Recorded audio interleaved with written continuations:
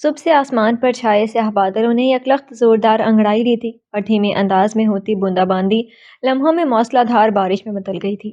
بادلوں کی گرج ایسے تھی جیسے کسی ظالم اور جابر شہنشاہ کی آمد کے نکارے بج اٹھے ہوں۔ بجلی کی چمک کسی سنگ دل جلاد کی بے رحم شمشیر کی طرح لہرا رہی تھی۔ ہر سو جل تھل کا سما تھا، تاحد نگاہ رم جھم برستی بارش کی چادر تنی تھی۔ مہک، مہکار، مہک، آنٹی اسے پکارتی ہوئی کمرے میں چلی آئیں اور اس پر نظر پڑتی ان کے لبوں پر مسکراہٹ در آئی تھی۔ یہ کیا؟ باہر اتنا خوشگوار موسم ہو رہا ہے اور آپ اس طرح بیٹھی ہیں؟ چہرہ گھٹنوں میں چھپائے، ہاتھوں کو ارد گرد لپیٹے وہ بہت خوفزدہ نظر آ رہی تھی۔ آنٹی نے اس کا چہرہ اپنے ہاتھوں سے اوپر کیا تو وہ ان سے لپٹ گئی، جسم سرد اور آنکھیں بھیگی ہوئیں۔ اوہ کم آن ڈارلنگ، گزرا وقت لوٹ کر نہیں آتا، جو گزر گیا اسے بھول جانا ہی بہتر ہے۔ کاش بھول جانا اتنا ہی سہل ہوتا۔ کتاب حیات سے وہ ورق نکال کر کب کی جلا چکی ہوتی۔ وہ بکھرے بال سمیٹتے ہوئے رکت آمیز لہجے میں بولی تھی، آئی نو مائی سویٹی، اوکے ریلیکس ہو جاؤ، ٹینس مت کرو خود کو، میں کچن میں جا رہی ہوں، کافی چیزیں میں نے تیار کر لی ہیں، صرف ان کو فائنل ٹچ دینے۔ آپ ایسا کرو کہ جا کر دیکھو نوری گیسٹ روم کی ڈسٹنگ اچھی طرح سے کر رہی ہے یا نہیں، اور ہاں لان سے میں نے گلاب کے پھول منگوا کر وہاں پہنچا دیے ہیں، گلدانوں میں خوبصورتی سے سجا دینا۔ ایک گلدان سینٹر ٹیبل پر رکھنا اور 2 گلدان بیڈ کے سائڈز پر، پردوں سے میچ کرتا بیڈ کور بچھوانا۔ کون آ رہا ہے؟ وہ سلیپر پہنتی ہوئی چونک کر گویا ہوئی۔ کون آ رہا ہے؟ وہ سلیپر پہنتی ہوئی چونک کر گویا ہوئی۔ بھیا کا کوئی مہمان ہے، شاید کچھ عرصے قیام پذیر رہے گا۔ اف بابا کی یہ مہمان نوازیاں، میں پاگل ہونے لگی ہوں۔ نامعلوم کیا ملتا ہے بابا کو کسی نہ کسی کو ہمارے سروں پر سوار کر کے۔ وہ سخت بدمزہ ہوئی۔ بری بات ہے بیٹا، ایسے نہیں کہتے، مہمان تو اللہ کی رحمت ہوتے ہیں اور قسمت والوں کے ہاں آتے ہیں۔ آنٹی نے مسکرا کر سرزنش کی تھی۔ کبھی کبھی آنے والے مہمان رحمت ہوتے ہیں، ورنہ زحمت ہی زحمت لگتی ہے، جن کا سلسلہ یہاں رات دن جاری رہتا ہے۔ وہ بڑبڑاتی ہوئی چلی گئی۔ بارش، بجلی کی چمک، بادلوں کی گرج، یہ موسم اسے ایک عرصے سے مدہوش اور ہراساں کیے ہوئے تھے۔ ایسے موسم میں وہ اسی طرح چڑچڑی، بیزار اور خوفزدہ نظر آتی تھی، اور زیادہ تر کمرے میں تو کبھی کمبل میں یا گھٹنوں میں منہ چھپائے بیٹھی رہتی۔ کانوں میں گزرے وقت کی صدائیں از سرنو تازہ ہو کر گونجا کرتی تھیں، اور وہ ہر صدا پر مرغ بسمل کی طرح تڑپ تڑپ اٹھتی۔ یہ موسم اس کے لیے دردناک یادوں کی سوغاتیں لایا کرتا تھا۔ ایسے ہی موسم کی گزری پرسوز رات کی اذیت، تکلیف و متاع، حیات کھو جانے کا خوف اس کی آئندہ آنے والی ایسی تمام راتوں پر محیط ہو گیا تھا۔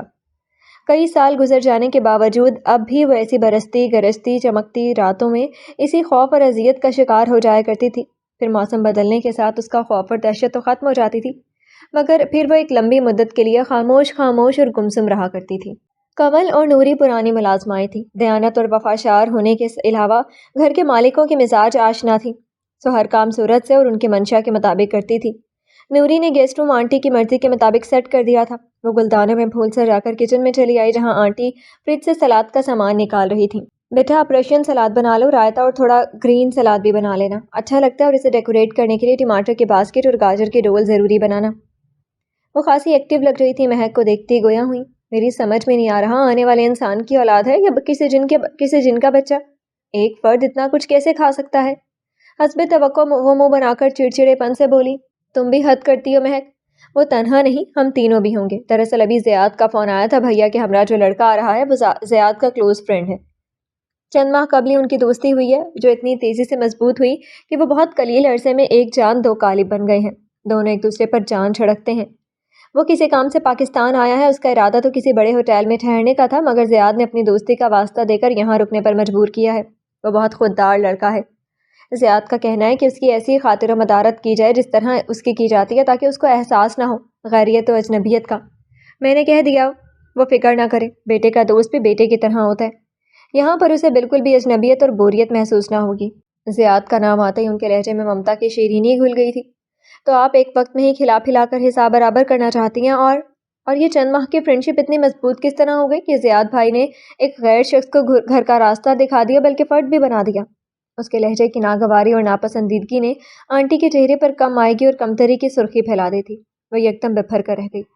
ان کی خاموشی محسوس کر کے مہک کو اپنی غلطی کا احساس ہوا تو وہ جھٹ سے ان سے لپٹ کر گویا ہوئی، I am so sorry aunty, یہ میرا مطلب نہ تھا، اس گھر پر مجھ سے زیادہ آپ کا اور زیاد بھائی کا حق ہے۔ میرا مطلب یہ تھا کہ آج کل وقت نہیں ہے کسی پر اتنے جلدی اعتبار کر لینے کا، اس دور میں جبکہ سگے اور قریبی رشتوں کا بھرم اور تقدس ملیا میٹ ہو چکا ہے، تو ہم کس طرح چند ماہ کی دوستی پر اعتبار اور اعتماد کر سکتے ہیں؟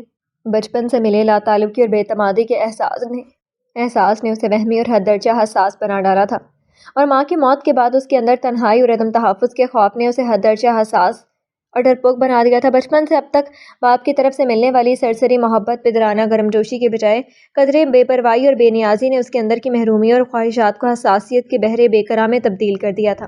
وہ بخوبی لوگوں کے چہروں سے، آنکھوں سے، لہجوں کے اتار چڑھاؤ سے ٹھیک ٹھیک ان کے مزاج و انداز، سوچ و افکار کا پتہ چلا لیا کرتی تھی۔ مجھے آپ کی بات سے اختلاف نہیں ہے، مگر مجھے زیاد پر بھی یقین ہے کہ کسی طور بھی ایک غلط شخص کو ماں اور سگی بہن کی طرح عزیز ترین کزن کے درمیان نہیں بھیج سکتا۔ اس کے علاوہ بھیا ہم سے زیادہ ذی شعور اور زیرک نگاہ ہیں، ہم سے زیادہ انہیں اچھے برے لوگوں کی شناخت ہے۔ وہ کسی ایسے ویسے شخص کو گھر نہیں لا سکتے۔ اب اپنے دل سے تمام خدشوں وسوسوں کو نکال دو۔ وہ کیما بیک کرتے ہوئے اطمینان سے گویا ہوئی تو وہ شانے اچکا کر سلاد کی طرف متوجہ ہو گئی۔ صفوان بیٹے، یہ فاطمہ ہے، میری چھوٹی بہن اور زیاد کی ماما، اور یہ میری بیٹی ہے مہکار، جرنلزم میں ماسٹرز کر رہی ہے۔ ڈنر سے کچھ دیر قبل وہ بابا کے ہمراہ گھر آ چکا تھا۔ بابا نے اپنے مخصوص سنجیدہ انداز میں ان دونوں کا تعارف کروایا تھا۔ پھپھو کو سلام کرتے ہوئے اس نے آگے بڑھ کر سر کو معمولی سا خم کیا تھا۔ انہوں نے نہایت محبت سے اس کے جھکے ہوئے سر پر ہاتھ پھیرتے ہوئے دعاؤں سے نوازا تھا۔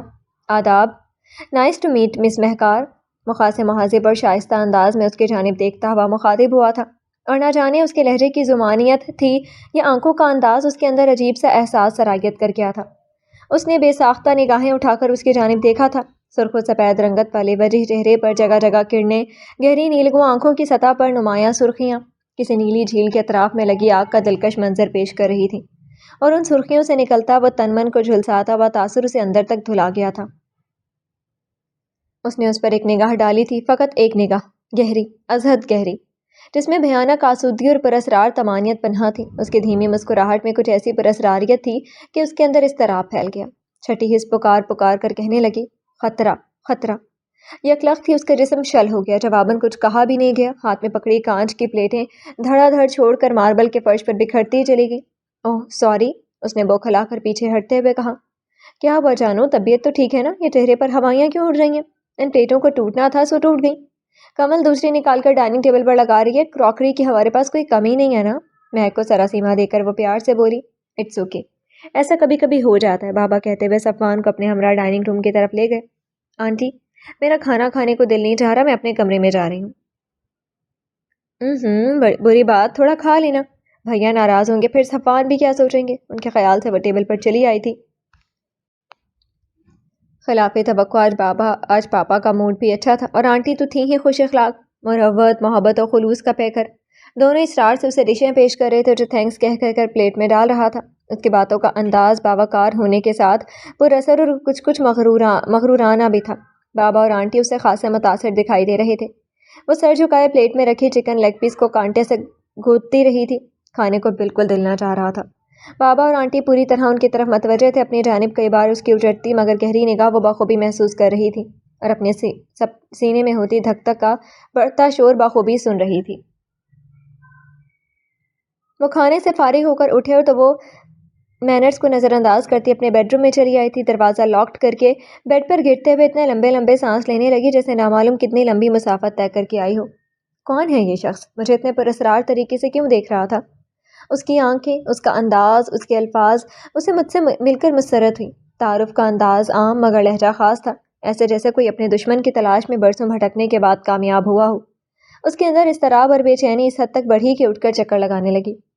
میری حساسیت، میری چھٹی حس، میرے محسوسات اتنے مضبوط ہے کہ مجھے مقابل کے احساسات جاننے کے لیے محض ایک نگاہ چاہیے، اور میرا وجدان کہتا ہے کہ خطرہ ہے۔ میری سمجھ نہیں آ رہا کیوں، کس طرح اور کس سے؟ بھلا اس شخص کو مجھ سے کس طرح دشمنی ہو سکتی ہے؟ ہم اس سے فرسٹ ٹائم ملے ہیں، پھر زیاد بھائی کا کلوز فرینڈ ہے، اور آنٹی کی طرح میں بھی جانتی ہوں کہ وہ کسی غلط آدمی کو ہمارے درمیان نہیں بھیج سکتے۔ پھر ایسی کیا بات ہے جو مجھے ٹینس کیے ہوئے ہیں؟ شاید میں سچ مچ وہموں اور وسوسوں کا شکار ہو گئی ہوں۔ بھلا اس شخص کو مجھ سے کیا دشمنی ہوگی؟ یہ یقیناً اس موسم کا خوف ہے جو مجھے ہر ایک سے خوفزدہ کرتا ہے۔ اگر آنٹی تک میری سوچوں کی رسائی ہو گئی تو وہ کیا سوچیں گی؟ موسم دوسرے دن بھی نہیں بدلا تھا، ہنوز ویسا ہی تھا۔ اس سے مہک کی ملاقات ناشتے کی ٹیبل پر ہوئی تھی۔ آف وائٹ قمیض میں وہ خاصا نکھرا نکھرا اور فریش لگ رہا تھا۔ السلام علیکم، وہ سلام کرتی ہوئی آنٹی کے مقابل چیئر پر بیٹھ گئی تھی۔ صبح بخیر، غالباً آپ رات کا ادھار اب چکا رہی ہیں؟ آنٹی کے سلام کے جواب دینے کے بعد وہ مسکراتا وہ کچھ شوق لہجے میں براہ راست اس سے مخاطب ہوا تھا۔ جی نہیں، ہمارے یہاں کا معمول ہے، صبح کا آغاز ہم سب کی سلامتی کی دعا سے کرتے ہیں۔ اس نے آہستگی سے کہا۔ ویری نائس، روٹین، لیکن کل رات آپ نے میرا استقبال خاصی دہشت گردی سے کیا تھا، وہ توڑ پھوڑ کے۔ اس کے انداز پر وہ شرمندہ سے مسکرا دی تو آنٹی فوراً اس کی سائڈ لیتی ہوئی گویا ہوئی۔ دراصل مہکار کو اس موسم سے بچپن سے ہی ڈر لگتا ہے، دن میں تو پھر بھی اتنی خوفزدہ نہیں رہتی جتنی رات کو بدحواس ہو جاتی ہے۔ رات ان کے خوف کا ہی وہ ایک چھوٹا سا نمونہ تھا۔ اوہ، میں نے سنا ہے کہ موسم یہاں کی ینگ جنریشن کے لیے اٹریکٹیو اینڈ رومانٹک ہوتا ہے۔ آئی مین دل دینے اور دل لینے کا موسم۔ مغرب کی بے باک فضا میں رہنے کے باعث اس شخص کو اظہار خیال پر ذرا بھی شرمندگی نہ تھی۔ میری بیٹی ان دل والی باتوں سے بہت دور ہے، آنٹی ہنسی تھی، اور دماغ والی باتوں سے بھی وہ زیر لب بڑبڑایا۔ بابا جلدی چلے گئے، اپنی ذات پر ڈسکس اسے سخت ناگوار گزرتی تھی، سو موضوع چینج کرنے کے لیے اس نے استفسار کیا تھا۔ جی، سونامی ریلیف فنڈز کے لیے کچھ ضروری کام ہے، اسی سلسلے میں گئے ہیں۔ اس کے سنجیدہ اور کچھ حد تک بگڑے ہوئے موڈ کو صفوان نے شدت سے محسوس کیا تھا، پھر وہ دانستہ اس سے مخاطب نہ ہوا تھا، اور وہ بھی یہی چاہتی تھی۔ ایکسکیوز می، شام کو وہ اسے ٹیرس پر مل گئی۔ جی، ہاتھ میں پکڑی تسبیح کو اس نے صورت سے آنچل کے اندر چھپایا تھا۔ آپ خفا ہیں مجھ سے؟ اس نے بلا تمہید کہا۔ جی نہیں، میں کیوں خفا ہونے لگی؟ بریک فاسٹ کے وقت وہ برسات کے موسم میں دل لینے دل دینے والی بات یقیناً خفا کر گئی ہے آپ کو، جو میں آنٹی سے کر رہا تھا۔ وہ بھی شاید چہرہ شناسی اور احساس شناسی میں ماہر تھا، اور صاحب کو بھی خفا نہیں مگر ناگوار گزری تھی۔ آپ جہاں سے آئے ہیں وہاں تو شاید احترام اور تمیز کو فرسودگی اور جاہلیت سمجھا جاتا ہوگا، لیکن ہمارے یہاں خوش قسمتی سے بھی یہ معتبر قدریں معدوم نہیں ہوئیں۔ چھوٹے بڑے سے بات کرنے کے کچھ ایٹیکیٹس ہوتے ہیں۔ بے تکلفی بہترین وصف ہے اگر اس میں سامنے والے کے مرتبے اور عزت کو ملحوظ خاطر رکھا جائے تو جو اس کے دل میں ہوتا وہی زبان پر دروغ کوئی اس کی عادت نہ تھی۔ صفوان نے اس کی بات پوری توجہ اور دلچسپی سے سنی تھی۔ ریلی سوری، مجھے یاد ہی نہ رہا کہ میں زیاد سے نہیں بلکہ اس کی مدر سے مخاطب ہوں، اور پھر آپ کی بات درست ہے کہ بے باک معاشرے نے تمیز و تہذیب چھین لی ہے، جسے ریٹرن کرنے کے لیے مجھے شاید ٹیوشن لینی پڑے گی، اور میرے خیال میں آپ اچھی طرح ٹیچنگ کر سکتی ہیں، تو پھر آپ تیار ہیں مجھے کچھ اخلاقیات پر ٹیوشن دینے کے لیے؟ لبوں پر شوخ مسکراہٹ، لہجے میں شرارت اور آنکھوں میں نرمی کا احساس لیے وہ رات سے بالکل مختلف اور بے ضرر نظر آ رہا تھا۔ نہیں، یہ کیسے ہو سکتا ہے؟ وہ پہلی بار اعتماد سے مسکرائی تھی۔ یقین مانیے ازحد ذہین اور ہونہار اسٹوڈنٹ ثابت ہوں گا، لیکن میں بے حد ڈل ٹیچر ثابت ہوں گی۔ وہ بے ساختہ قہقہا لگانے لگا تھا۔ ایگزامز کے بعد جامعہ کی چھٹیاں تھیں اور وہ آرام سے چھٹیاں گھر میں گزارنے کا فیصلہ کر چکی تھی۔ اگر صفوان کی آمد گھر میں نہ ہوتی تو وہ چھٹیاں بہت انجوائے کرتی، مگر اس نے آ کر سارا مزہ کرکرا کر دیا۔ وہ آنٹی سے ایسے لاڈ اٹھواتا جیسے وہ ان کا سگا بیٹا ہو، اور آنٹی بھی اس کی ہر خواہش پوری کرنا اپنا فرض اولین سمجھتی تھی۔ اسے ان کی مصروفیات پر کوئی اعتراض نہ تھا کہ گھر کے کسی کام کی ذمہ داری اس پر نہ تھی۔ نوری اور اس کی نوجوان بیٹی کمل گھر کے دوسرے کاموں کے علاوہ کچن میں آنٹی کی بھرپور مدد کر دیا کرتی تھی، مگر اگر اس کا کبھی موڈ ہوتا تو وہ کوئی ہلکی پھلکی ڈش بنا لیا کرتی، ورنہ اس کا سارا دھیان اپنے ہاتھوں میں لگائے پھولوں کے پودوں کی طرف ہوتا تھا، یا سنہری جالیوں والے پنجرے میں چہلیں کرتا سرخ اور پیلے کلر کے آسٹریلین طوطے کی سیٹیاں سنتے گزرتا تھا۔ مگر اب جیسے سب کچھ بھول چکی تھی۔ ایک ہفتہ صفوان کو آئے اس گھر میں ہو چکا تھا، اور ان دنوں میں وہ اس کے کئی روپ دیکھ کر پہلی ملاقات والی وحشت اور دہشت کا شکار ہو چکی تھی۔ اس کا لہجہ ہمیشہ شائستگی سے پر دھیما اور مہذب ہوا کرتا، مگر نگاہوں میں کبھی اس کے لیے ازحد احترام اور پاکیزگی ہوتی تو کبھی اریاں تلوار کی طرح جسم و جاں کو چیرتی ہوئی محسوس ہوتی۔ بے باکی اور بےہودگی کا غلیظ احساس لیے ایسے میں وہ سرتاپا کانپ جاتی تھی۔ اس کی خوبصورت نیلی آنکھوں میں ہمہ وقت نظر آنے والی سرخیوں میں اس وقت مزید اضافہ ہو جاتا تھا۔ وہ آنکھیں کسی انسان نما بھیڑیے کی لگنے لگتی، ناقابل فہم اور عجیب و غریب تاثرات اس کے چہرے سے مترشح ہونے لگتے اور لمحوں میں غائب بھی ہو جاتے۔ وہ پراسرار شخص تھا، اس کے لیے جس کی قربت سے بچنے کی وہ ہر ممکن کوشش کرتی تھی۔ گزشتہ رات کو وہ لائبریری میں بیٹھتی ناول کا مطالعہ کر رہی تھی، وہ اچانک دروازہ ناک کرتا اندر آیا تھا۔ وہ بہت سنجیدہ اور خاموش، اس سے بنا کچھ کہے اس کی چیئر کی بیگ پر مضبوطی سے ہاتھ رکھ کر تیزی سے اس کی جانب جھکا تھا، اور وہ جو اسے اچانک قریب دیکھ کر سنبھل ہی نہ پائی تھی، اسے اپنے چہرے پر جھکتے دیکھ کر چیخنا ہی چاہتی تھی کہ اس نے جھک کر رائٹنگ ٹیبل کی دراز سے اپنا لائٹر نکالا تھا اور مسکراتا ہوا باہر نکل گیا تھا۔ اس کے ہاتھوں سے ناول گر گیا تھا، وہ گمسم سی بیٹھی رہ گئی تھی۔ صفوان کی ملبوس سے پھوٹتی خوشبو اور گرم سانسوں کی تپش ابھی بھی مہکار کو اپنے تپتے عارضوں پر محسوس ہو رہی تھی۔ وہ لرزتے قدموں سے ایسے بھاگی تھی جیسے کسی اور مخلوق کو دیکھ لیا ہو۔ وہ خوفزدہ پہلے ہی تھی، اب محتاط بھی رہنے لگی تھی۔ مہک بیٹا، ذرا صفوان سے تو معلوم کر کے آؤ وہ آج ڈنر میں کیا کھائیں گے۔ اوہ ہو آنٹی، آپ نے اس شخص کو فضول میں اتنی اہمیت دے رکھی ہے، جیسے کہیں کا پرنس ہو، اور ہو بھی تو ہمیں اس سے کیا؟ ہمارے ہاں کھانا کون سا بیکار پکتا ہے، بہترین کھانا بنتا ہے، پھر بھی نواب صاحب کے نخرے ختم نہیں ہوتے۔ فرمائشیں تو ایسے کرتے ہیں جیسے یہاں سب اس کے خادم لگے ہوئے ہیں۔ ایسا بہیو تو زیاد بھائی بھی نہیں کرتے، آپ نے بہت سر چڑھا لیا اس شخص کو۔ وہ کسی ٹیپ کی طرح آن ہوئی تو کیسٹ آف ہونے کے بعد ہی رکی تھی، اور اندر آتا صفوان اس کی آواز سن کر وہیں رک گیا تھا۔ وہ گھر کے ماحول کو، گھر کی اپنائیت کو ترسا ہوا بچہ ہے۔ اس کے انداز سے کسی طرح بھی اجنبیت اور غیریت نہیں جھلکتی۔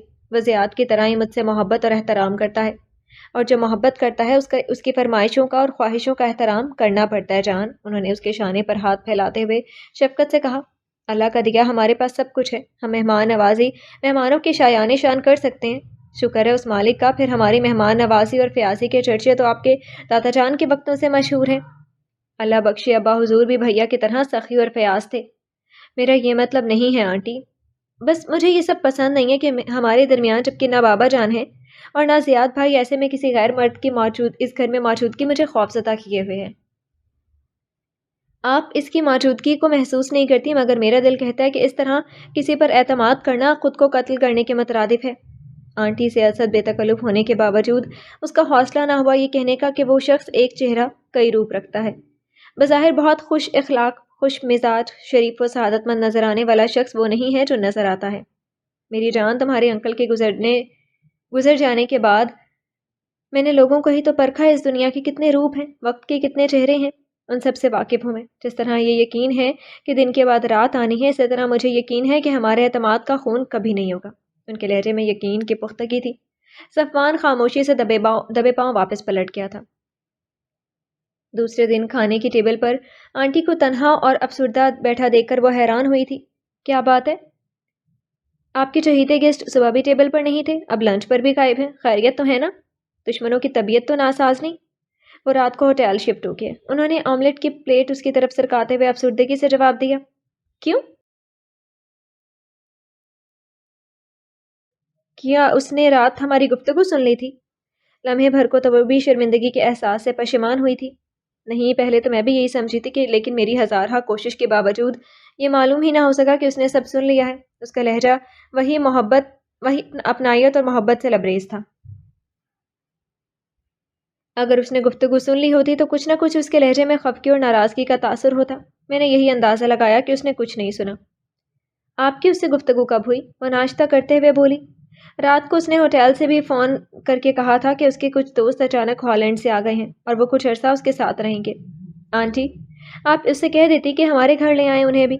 ہمارا گھر اور دل بہت وسیع ہے، پھر ہماری فیملی تو مہمان نوازی میں صدیوں سے مشہور رہی ہے۔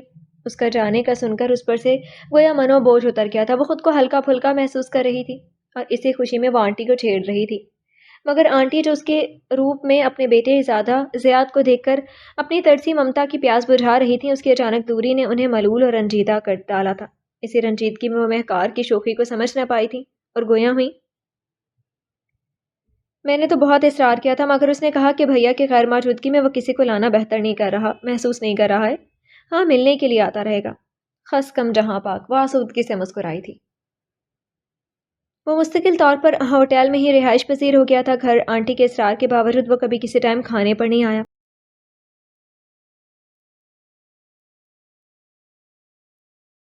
صرف کچھ دیر کے لیے آتا اور بڑے تکلف سے صرف کافی یا کولڈ ڈرنک ہی لیتا تھا۔ آج وہ آیا تو آنٹی نے ناراضگی کا اظہار کیا، تو بڑے اصرار کے بعد اس نے چکن کاشفر، ہانڈی ٹکا اور شاہی ٹکڑوں کی فرمائش کی تھی۔ رات بارش ہوئی تھی، سب گرد و غبار دھل کر نکھر گیا تھا۔ موسم ابھی بھی ہلکا ابرآلود تھا۔ دھیمے دھیمے چلتی ہوا میں ٹھنڈک اور فرحت کا خوشگوار احساس تھا۔ وہ حسب معمول عصر کی نماز پڑھ کر ٹیرس پر چلی آئی تھی۔ فجر کے بعد باقاعدگی سے تلاوت قرآن پاک کیا کرتی تھی اور عصر کی نماز پڑھ کر مغرب کی اذان تک درود شریف، استغفار، کلموں اور ذکر کی کئی تسبیحات پڑھا کرتی تھی۔ جب سے آنٹی نے اسے بتایا تھا کہ ان 2 وقتوں کی عبادت اللہ کو خاص طور پر پسند ہے، صبح فجر کے وقت ہمارے لیے خیر و برکت رزق کے دروازے وہاں ہوتے ہیں، تو عصر اور مغرب کے درمیان جب دن بدلتا ہے اور رات آتی ہے تو ہمارے کرامن کاتبین بھی بدل جاتے ہیں۔ اور اچھا ہے جب ہمارے اعمال نامے عرش پر پہنچائے جائیں تو ہم عبادت میں مشغول ہوں۔ جب سے اس نے سنا تھا یہ معمولات اس کی روٹین کا حصہ بن گئے تھے، اور مزاجن بھی وہ مذہب پرست لڑکی تھی۔ اس کے زیر مطالعہ زیادہ تر مذہبی کتابیں رہتی تھیں، اور اس کی کوشش ہوتی کہ وہ زیادہ سے زیادہ ان باتوں سے، ان کاموں سے بچے جس سے اللہ ناراض ہوتا ہے، اور وہ کام کرے جس سے اس رب کی خوشنودی حاصل ہو، جس کے باعث دنیا اور آخرت سنور جائیں۔ وہ ریلنگ سے ٹکی سامنے دور تک لہلہاتے سبزے کو دیکھتے ہوئے تسبیح پڑھ رہی تھی۔ دور سرمئی پہاڑوں پر کوہر سی چھائی ہوئی تھی۔ ڈھلتے دن کے ساتھ پرندے بھی قطار در قطار فضا میں اڑتے ہوئے اپنی منزلوں کی طرف محو پرواز تھے۔ خاموش فضا میں ان کے پروں کی پھڑپھڑاہٹوں اور چہکاروں نے دلکش جلترنگ سا چھیڑ دیا تھا۔ وہ مبہوت سی قدرتی حسین نظاروں میں گم تھی۔ مان اسے کچھ احساس ہوا جیسے کوئی اسے دیکھ رہا ہے۔ کچھ دیر ہی وہ کنکھیوں سے ارد گرد دیکھتی رہی، پھر ایک دم ہی پلٹی تو سامنے صفوان کو اپنی جانی محویت سے دیکھتا پا کر سٹ پٹا گئی۔ وہ بھی اسے متوجہ دے کر حواسوں میں لوٹ آیا تھا۔ آپ آدم بیزار ہیں یا صرف مجھ سے ہی بیزاری کا مظاہرہ کرتی ہیں؟ وہ قدم بڑھاتا ہوا عین اس کے مقابل آن کھڑا ہوا، اس طرح کہ اس کے لیے فرار کا راستہ ہی مسدود ہو چکا تھا۔ اس کے ملبوس سے پھوٹتی مہک ہر سو پھیل گئی تھی۔ جی نہیں، آپ کو غلط فہمی ہوئی ہے، میں آدم بیزار نہیں ہوں۔ مجھ سے بیزار ضرور ہیں۔ وہ بغور اس کے چہرے کو دیکھ رہا تھا۔ اپنی سرخ آنکھوں سے اس کے چہرے پر پھیلتے مخصوص خوف نے اس کی براؤن گھنی مونچھوں تلے سرخی مائل لبوں پر وہی پراسراریت سے بھرپور مسکراہٹ پھیلا دی تھی۔ ارے میں تو مذاق کر رہا تھا، آپ اس طرح پریشان ہو رہی ہیں جیسے میں نے سچ کہا ہے۔ خیر چھوڑیے، میں جب یہاں تھا روز آپ کو اس وقت یہاں تسبیح پڑھتے دیکھتا تھا۔ ابھی آپ کی پہلی جیسی روٹین ہے۔ یہ عمر اور عبادت سے لگاؤ کیا سفارش کی جا رہی ہے الامیہ سے؟ کیا مانگا جا رہا ہے؟ کوئی محبت کا چکر تو نہیں؟ اس نے آگے بڑھ کر اس کی طرح ریلنگ پر ہاتھ رکھا تھا کہ اس کے بازو کی گرفت نزدیک کھڑی مہکار کے گرد پھیل گئی تھی اور اس کے اعصاب شل ہونا شروع ہو گئے تھے۔ ایسی کوئی بات نہیں ہے، اور سفارش ان سے کی جاتی ہے جو بے رحم اور بے خبر ہوتے ہیں۔ ان سے مانگا جا سکتا ہے، وہاں اعمال سبب بنتے ہیں، سفارش نہیں۔ عبادت تو ہر عمر میں کرنی چاہیے، لیکن اس عمر کی عبادت بڑھاپے کی عبادت سے بدرجہ بہتر اور قیمتی ہے۔ ہم صبح سے رات تک ہزاروں بکھیڑوں میں الجھے رہتے ہیں، اگر کچھ وقت اپنے مالک حقیقی کی شکر گزاری کے بھی نکالیں تو یقین جانیے کہ ہمارے تمام کام بھی سہل ہو جاتے ہیں، اور ہمارے اندر روحانی سرخوشی ہمہ وقت مطمئن اور مسرور رکھتی ہے۔ وہ اندر ہی اندر اس سے خوفزدہ تھی، مگر اس کے سامنے اپنے کسی بھی عمل سے ظاہر نہ کر کے اسے مزید پھیلنے کا موقع نہ دینا چاہتی تھی۔ سو بڑے اطمینان بھرے لہجے میں گویا ہوئی تھی، آپ مجھے ٹیچ کرنے کو تیار ہی نہیں ہے، حالانکہ میں اب شدت سے ضرورت محسوس کر رہا ہوں کہ آپ سے اخلاقیات کے علاوہ روحانیت پر بھی کلاسز لی جائیں۔ اس کی بے ترتیب نگاہیں اس کے دل فریب گلابی چھلکاتے چہرے پر تھیں، جس کی ڈارک گرے پرکشش نگاہوں میں کسی گھبرائی ہوئی خوفزدہ ہرنیوں جیسی وحشت رقصاں تھی۔ وہ اتنا قریب تھا کہ اس کی سانسوں کی بڑھتی رفتار بخوبی سن رہا تھا۔ وہ ڈر رہی تھی، مگر پھر بھی بہادر نظر آنے کی بھرپور کوشش کر رہی تھی۔ اذان ہونے والی ہے، میں نیچے جا رہی ہوں۔ اس کی بات نظر انداز کر کے اس نے آگے بڑھنا چاہا، مگر اس نے بایاں ہاتھ بھی ریلنگ پر رکھ کر اس کا راستہ بلاک کر دیا۔ ابھی اذان میں بہت ٹائم ہے۔ لیکن یہ کیا حرکت ہے، آپ نے میرا راستہ کیوں روکا ہوا ہے؟ بالآخر اس کی ہمت جواب دے گئی تو وہ چٹخ اٹھی تھی۔ Oh sorry, I am really sorry, دراصل ایسی کوئی بات نہیں ہے، میں آپ کی بے حد عزت و احترام کرتا ہوں۔ آفٹر آل آپ زیاد کی سسٹر ہیں۔ یک لخت اس نے کینچلی بدلی تھی اور ہر درجہ مہذب اور باادب ہو کر دور ہٹ گیا تھا۔ آپ کا محبت کے بارے میں کیا خیال ہے؟ آئی مین ریئل لو اس جھوٹے اور پرفریب دور میں بھی کی جاتی ہے کہ یا نہیں؟ اس کے اصرار پر اسے بھی چیئر پر بیٹھنا پڑا تھا۔ ویسے بھی اس وقت شرافت اور سنجیدگی کے جامے میں بہت بے ضرر اور معصوم نظر آ رہا تھا۔ ازحد پروقار اور ہینڈسم، محبت ہر دور کا تقاضا رہی ہے۔ آدم کے وجود کی اساس ہی محبت ہے۔ اگر محبت کا وجود نہ ہوتا تو یہ کائنات نہ ہوتی، دنیا کب کی فنا ہو چکی ہوتی۔ میں اس محبت کی بات نہیں کر رہا ہوں، وہ اس کی بات قطع کر کے بولا۔ پھر وہ اس کی طرف دیکھ کر بولی تو اسے دور خلاؤں میں گھورتے پایا۔ اس لمحے اس کے چہرے پر تکلیف کے تاثرات تھے اور آنکھیں لہو رنگ ہو رہی تھی۔ وہ اندر ہی اندر کانپ گئی اور فرار کا سوچنے لگی۔ وہ محبت جو ایک نوجوان کو کسی حسینہ سے ہو جاتی ہے، جو ذات برادری کے فرق کو فراموش کر کے چاہتوں کے صحراؤں میں گم ہوتے چلے جاتے ہیں۔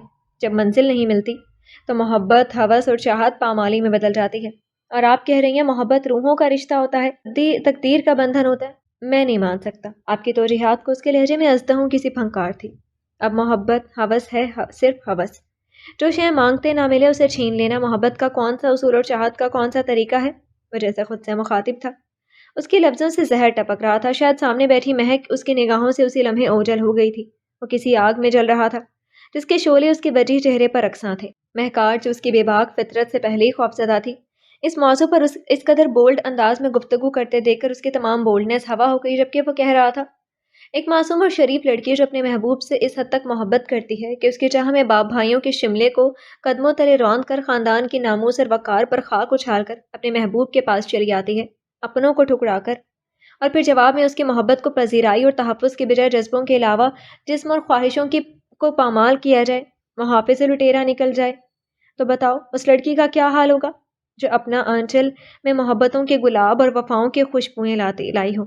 جواب میں اس کی ناموس کا آنچل تار تار کر دیا جائے، اسے ہمیشہ ہمیشہ کے لیے ذلتوں اور رسوائیوں کے اندھیروں میں پھینک دیا جائے جہاں وہ زندہ رہے نہ مردہ۔ اف، اسے لگا وہ آگ اگلتے اژدہوں کے بیچ پھنس گئی ہو۔ آپ کیا کہہ رہے ہیں؟ آپ کو احساس ہے اس بات کا؟ آپ جو گفتگو کر رہے ہیں مجھ سے آپ کا کوئی حق نہیں بنتا اس طرح کی گفتگو کا۔ میں آپ کے عزیز جان دوست کی بہن ہوں اور اس حوالے سے آپ میری بے حد عزت بھی کرتے ہیں۔ اس کی ناگواریت اور درشتگی کو اس نے لہجے بھر کو بغور دیکھا تھا، پھر طویل سانس لیتے ہوئے کرسی پر اس طرح ڈھیلے انداز میں نیم دراز ہوا تھا گویا طویل صحرا پیدل عبور کر کے آیا ہو۔ چند لمحے اس اپنے کشیدہ اعصاب نارمل کرنے میں لگے تھے۔ سوری، میں نے کہا تھا نا مجھے اخلاقیات کی کلاس اٹینڈ کر لینی چاہیے۔ اس کی تھکی تھکی مسکراہٹ اس وقت ہر مکاری اور ریاکاری سے پاک تھی۔ وہ رکی نہیں تھی، سیدھی نیچے چلی آئی تھی۔ بابا سرکاری دورے سے واپس آئے تو صفوان کو واپس ہوٹل سے گھر لے آئے۔ واپسی پر وہ بے حد بدلہ بدلہ محسوس ہوا تھا۔ آنٹی سے فرمائشوں میں خاصی کمی آ گئی تھی، مگر ان کا احترام پہلے سے زیادہ کرتا تھا۔ مہک سے بھی ہیلو ہائے کبھی کھانے کے دوران تو کبھی آتے جاتے ہو جاتی تھی۔ اس کی اس تکلف اور اجنبیت سے مطمئن تھی۔ تھوڑے عرصے میں جان گئی کہ وہ فطرتاً بے باک اور منہ پھٹ طبیعت کا مالک ہے۔ بات کرتے وقت اسے نہ اپنی نگاہوں کی بے حجابی کا خیال آتا ہے اور نہ لہجے کی بے پردگی کا۔ اسے اس کی اسی بے باکی کے باعث وحشت ہونے لگی تھی۔ اس دن اس کی طبیعت کچھ ٹھیک نہ تھی۔ وہ سر شام ٹیبلٹ کھا کر سو گئی۔ وہ رات کا نامعلوم کون سا پہر تھا جب اس نے ایک خوفناک خواب دیکھا تھا اور ڈر کے مارے چیختی ہوئی بیڈ سے اٹھ کر بھاگتی ہوئی کمرے سے باہر آئی تھی۔ جہاں ہر سو گپ اندھیرا پھیلا ہوا تھا، وہ اندھیرے میں ٹھوکر کھاتی گرتی پڑتی آنٹی کو پکارتی آگے بڑھ رہی تھی۔ آنٹی کے سامنے آتے ہی پوری شدت سے ان سے لپٹ کر چیخنے لگی، آنٹی بچائیں، آنٹی بچائیں۔ وہ پوری شدت سے لپٹی تھی۔ کس سے سویٹی؟ یہاں میرے علاوہ کوئی نہیں ہے۔ خمار آلود لہجے کی سرگوشی اسے ایک پل میں حواسوں میں لے آئی۔ صورتحال کا ادراک ہوتے ہی اسے اپنی بے وقوفی کا احساس ہوا اور اس نے اس سے علیحدہ ہونے کے لیے اپنے بازو اس کی گردن سے ہٹائے تھے، مگر خود کو اس کی مضبوط گرفت میں پا کر حواس باختہ ہونے لگی تھی۔ وہ خوف اور اندھیرے کے باعث آنٹی اور صفوان کی ہائٹ میں فرق ہی محسوس نہ کر پائی تھی، اور اب اس کی مضبوط گرفت اپنی غلطی کا احساس دلا رہی تھی۔ چھوڑے مجھے، میں غلط سمجھی تھی۔ رات، اندھیرا، تنہائی اور اس کی وحشی گرفت نے عقل کے تمام درماں کر دیے تھے۔ رسوائی کے خوف سے لہجہ پست تھا۔ اس کی گرفت میں وہ بری طرح مچل اٹھی تھی اور وہ گویا اسے اپنی آہنی گرفت میں جکڑ کر گمسم ہو گیا تھا۔ اس کی تیز گرم سانسوں کی پھنکاریں کسی اژدہے کے منہ سے نکلتی ہوئی محسوس ہو رہی تھی۔ مہک اس کی جنونی کیفیت دیکھ کر اپنے ناتماں وجود کو زیادہ دیر نہ سہار سکی تھی اور اس کے بازوؤں میں ہی بے ہوش ہو گئی تھی۔ اس کی آنکھ کھلی تو وہ اپنے بیڈ پر لیٹی ہوئی تھی اور قریب ہی آنٹی متفکر سی بیٹھی تھی۔ طبیعت کیسی ہے میری بیٹی کی اب؟ وہ اس کے پیشانے پر ہاتھ رکھتے ہوئے بولی۔ آنٹی صفوان نے… ہاں میں جانتی ہوں، صفوان نے مجھے سب کچھ بتا دیا۔ رات اب ڈر گئی تھی۔ وہ تو اچھا ہوا کہ میں نوری کو ڈینٹسٹ کے ہاں لے جانے سے قبل صفوان بیٹے کو گھر کا خیال رکھنے کا کہہ گئی تھی، ورنہ نہ جانے کیا ہوتا۔ بھیا بھی گھر پر نہیں تھے اور لائٹ بھی فیل ہو گئی تھی۔ آنٹی کے لہجے پر اس نے چونک کر سر اٹھایا تھا۔ وہ سامنے ہی بیٹھا تھا، منافقت و شرافت معصومیت چہرے پر سجائے، نفرت اور غصے کی برق سی اس کے اندر دوڑی تھی۔ رات والا منظر اس کی آنکھوں میں اثر نو تازہ ہو گیا تھا۔ ایک لٹیرے کو آپ میرا محافظ بنا گئی تھی۔ آپ کہتی ہیں لوگوں کی پرکھ ہے آپ کو، دنیا کے چہروں اور وقت کے چلن کے پہچان ہے آپ کو، پھر آپ اس شخص کی دوہری شخصیت اور بدفطرت کو کیوں نہیں پہچان رہی؟ باہر سے نظر آنے والا یہ شخص جس قدر خوبصورت اور پرکشش ہے، اندر سے اتنا ہی مکروہ اور غلیظ ہے۔ اس کے ناپاک ہاتھوں نے مجھے چھوا، گھن آ رہی ہے مجھے اپنے وجود سے۔ سوچتے سوچتے یکدم ہی ہذیانی انداز میں اس نے خود کو نوچنا شروع کر دیا تھا۔ صفوان جو آنٹی سے گفتگو کرتے وقت کنکھیوں سے اس کے چہرے کے بدلتے رنگ دیکھ رہا تھا، اس کے چیخنے چلانے پر بک ہلا کر اٹھا تھا، مگر پھر کچھ سوچ کر خاموش کھڑا ہو گیا۔ اس کی آواز سن کر نوری اور کمل بھی بھاگی چلی آئی تھی۔ مہک کیا ہو گیا ہے؟ سنبھالو خود کو۔ اس کی پاگلوں جیسی حالت دیکھ کر آنٹی رو پڑی تھی، جبکہ وہ خود ہی بے دم ہو کر گر چکی تھی۔ گھر میں ایک دم ہی سناٹے اتر آئے تھے۔ مہک کی خاموشی اور عدم بیزاریت نے آنٹی کے علاوہ بابا کو بھی پریشان کر ڈالا تھا۔ یونیورسٹی بند تھی، اس کی فرینڈز شہر سے باہر چھٹیاں گزارنے گئی ہوئی تھی۔ وہ شروع سے تنہائی پسند اور کم گو تھی۔ دوستیاں کرنے اور تعلقات بڑھانے کا شوق اسے کبھی نہ رہا تھا۔ کسی مینڈک کی طرح کنویں کو پوری دنیا سمجھنے والی لڑکی تھی وہ۔ ایک خواب جو متواتر اسے بدل بدل کر نظر آ رہا تھا، اس نے اسے ذہنی خلفشار میں مبتلا کیے ہوئے تھا، جس کے منظر تبدیل ہو جاتے تھے مگر کردار وہی رہتے تھے۔ کبھی صحراؤں میں، کبھی جنگلوں میں، تو کبھی سبزہ زاروں میں وہ بھاگ رہی ہوتی ہے، بے تحاشا بدحواس۔ پیچھے سیاہ کوبرا سانپ بھی اتنی ہی تیزی سے تعاقب کرتا ہوا آتا ہے۔ وہ اس سے بچنے کے لیے بھاگ رہی ہے، بے تحاشا۔ سرپٹ چیخوں سے پورا ماحول گونج رہا ہے۔ پیروں سے چپلیں کب کی نکل کر گر چکی ہیں، بال بکھرے ہوئے ہیں۔ سانپ پھنکارتا ہوا بالکل نزدیک پہنچ جاتا ہے۔ اسی دم اس کا دوپٹہ جھاڑیوں میں الجھتا ہے اور وہ منہ کے بل بالکل سانپ کے قریب گرتی ہے۔ سانپ ڈسنے کے لیے لپکتا ہی ہے کہ وہ چیخ مارتی ہوئی بیدار ہو جاتی ہے، لیکن جاگنے کے بعد بھی وہ اس خوف اور دہشت سے چھٹکارا نہ پا سکی تھی۔ عجیب بے معنی سے کسل مندی اور بے ثباتی اس پر چھا گئی تھی۔ میں نہیں جانتی کیوں، لیکن مجھے یقین ہے میرا کوئی دشمن ہے، کوئی ہے ایسا جو مجھے نقصان پہنچانا چاہتا ہے۔ وہ خواب میرا سچا ہے۔ وہ لاؤنج میں بیٹھی آنٹی سے گفتگو کر رہی تھی۔ عام دنوں کی نسبت آج اس کی طبیعت قدرے بہتر تھی۔ ارے میری جان، تم تو دوست نہیں بناتی، دشمن کہاں سے بن جائیں گے؟ دوست بنانا مشکل ہوتا ہے، دشمن از خود بن جاتے ہیں، اور ہمیں معلوم بھی نہیں ہوتا کہ کون دوست ہے اور کون دوست کے روپ میں دشمن۔ میرے خیال میں ہم کچھ عرصے کے لیے کسی پرفضا ہل اسٹیشن پر چلتے ہیں۔ موسم کی تبدیلی بہترین اثرات مرتب کرتی ہے دل و دماغ پر۔ اس کے زرد پس مردہ چہرے کو دیکھتے ہوئے انہوں نے پروگرام طے کیا۔ تمام موسم ہمارے اندر کے موسم کے تابع ہوتے ہیں، وگرنہ کوئی تبدیلی کسی طور پر بھی اثر انداز نہیں ہو سکتی جب تک ہمارے اندر کا موسم حسین اور خوشگوار نہ ہوگا۔ اس کے انکار میں قطعیت تھی۔ آنٹی فکر مند ہو گئی۔ اس عمر میں تو آپ کی عمر کی لڑکیوں کو نت نئے ایڈونچرز اور تھرل دیوانہ بنائے رکھتے ہیں، مگر آپ تو جامعہ جا کر بھی خود کو چینج نہ کر سکی۔ وہ کچھ بولی نہیں، صرف مسکرا کر رہ گئی۔ صفوان کے ساتھ شام میں باہر چلی جاؤ، اچھا ہے کچھ آؤٹنگ ہو جائے گی، آنٹی کہہ رہی تھی، اور اس نے بے حد حیرانگی بلکہ کچھ خفگی سے ان کی جانب دیکھا تھا جب وہ کہہ رہی تھی، بہت شریف اور نیک بچہ ہے، اس کے سنگ رہ کر کوئی بور نہیں ہو سکتا۔ تمہاری بیماری کے دوران کتنا پریشان رہا ہے، آپ کی حالت دیکھ کر ہم تو حواسے کھو بیٹھے تھے۔ اگر وہ نہ ہوتا تو میرا اور بھیا کا نامعلوم فکر و پریشانی سے کیا بنتا۔ بہت سہارا دیا اس نے ہمیں اور اس گھر کو۔ آنٹی اس کی تعریف میں رد الساں تھی، اور اسے اپنے وجود پر آہنی بازوں کی گرفت سخت ہوتی محسوس ہو رہی تھی۔ گرم سانسوں کی مہک چہرے کو جھلسائے دے رہی تھی۔ وہ یکدم چینک اٹھی۔ میں نہیں جاؤں گی اس کے ساتھ، میرا اس سے کیا رشتہ ہے؟ وہ ہمارا مہمان ہے، زیاد کا دوست ہے، اور مجھے بیٹے کی طرح عزیز ہے۔ آنٹی ایک دم ہی اس کے بھڑکنے کی وجہ نہ سمجھ سکی، سرا سیما سے گویا ہوئی۔ نہ تو یہ رشتے اتنے معتبر ہیں اور نہ ہی شرعی حیثیت رکھتے ہیں کہ میں جن کے حوالے سے ایک غیر مرد کے ہمراہ باہر جا سکوں، وہ میرے لیے غیر شخص سے اجنبی۔ آپ اتنی بیکورڈ کیوں ہو گئی ہیں؟ ہمارے ہاں کنزرویٹو کوئی نہیں ہے۔ کیا اخلاق و خلوص کے رشتوں کے علاوہ بھی کوئی رشتہ اتنا پاورفل ہو سکتا ہے؟ وہ اس کی دلی کیفیات سے بے خبر حیرانگی در حیرانگی کا شکار تھی۔ پھر وہ سب کچھ اجرت اور صورت سے ہوا تھا۔ صفوان خان آفریدی سے اس کا نکاح اور نکاح نامے پر سائن کرتے کانپتے اس کے ہاتھ دل کی مرتعش دھڑکنوں میں مسرت و انبساط کی معمولی سی بھی رمقتا تھی۔ بے نام سناٹے تھے جو پھیل کر روح کی گہرائیوں تک جا پہنچے تھے۔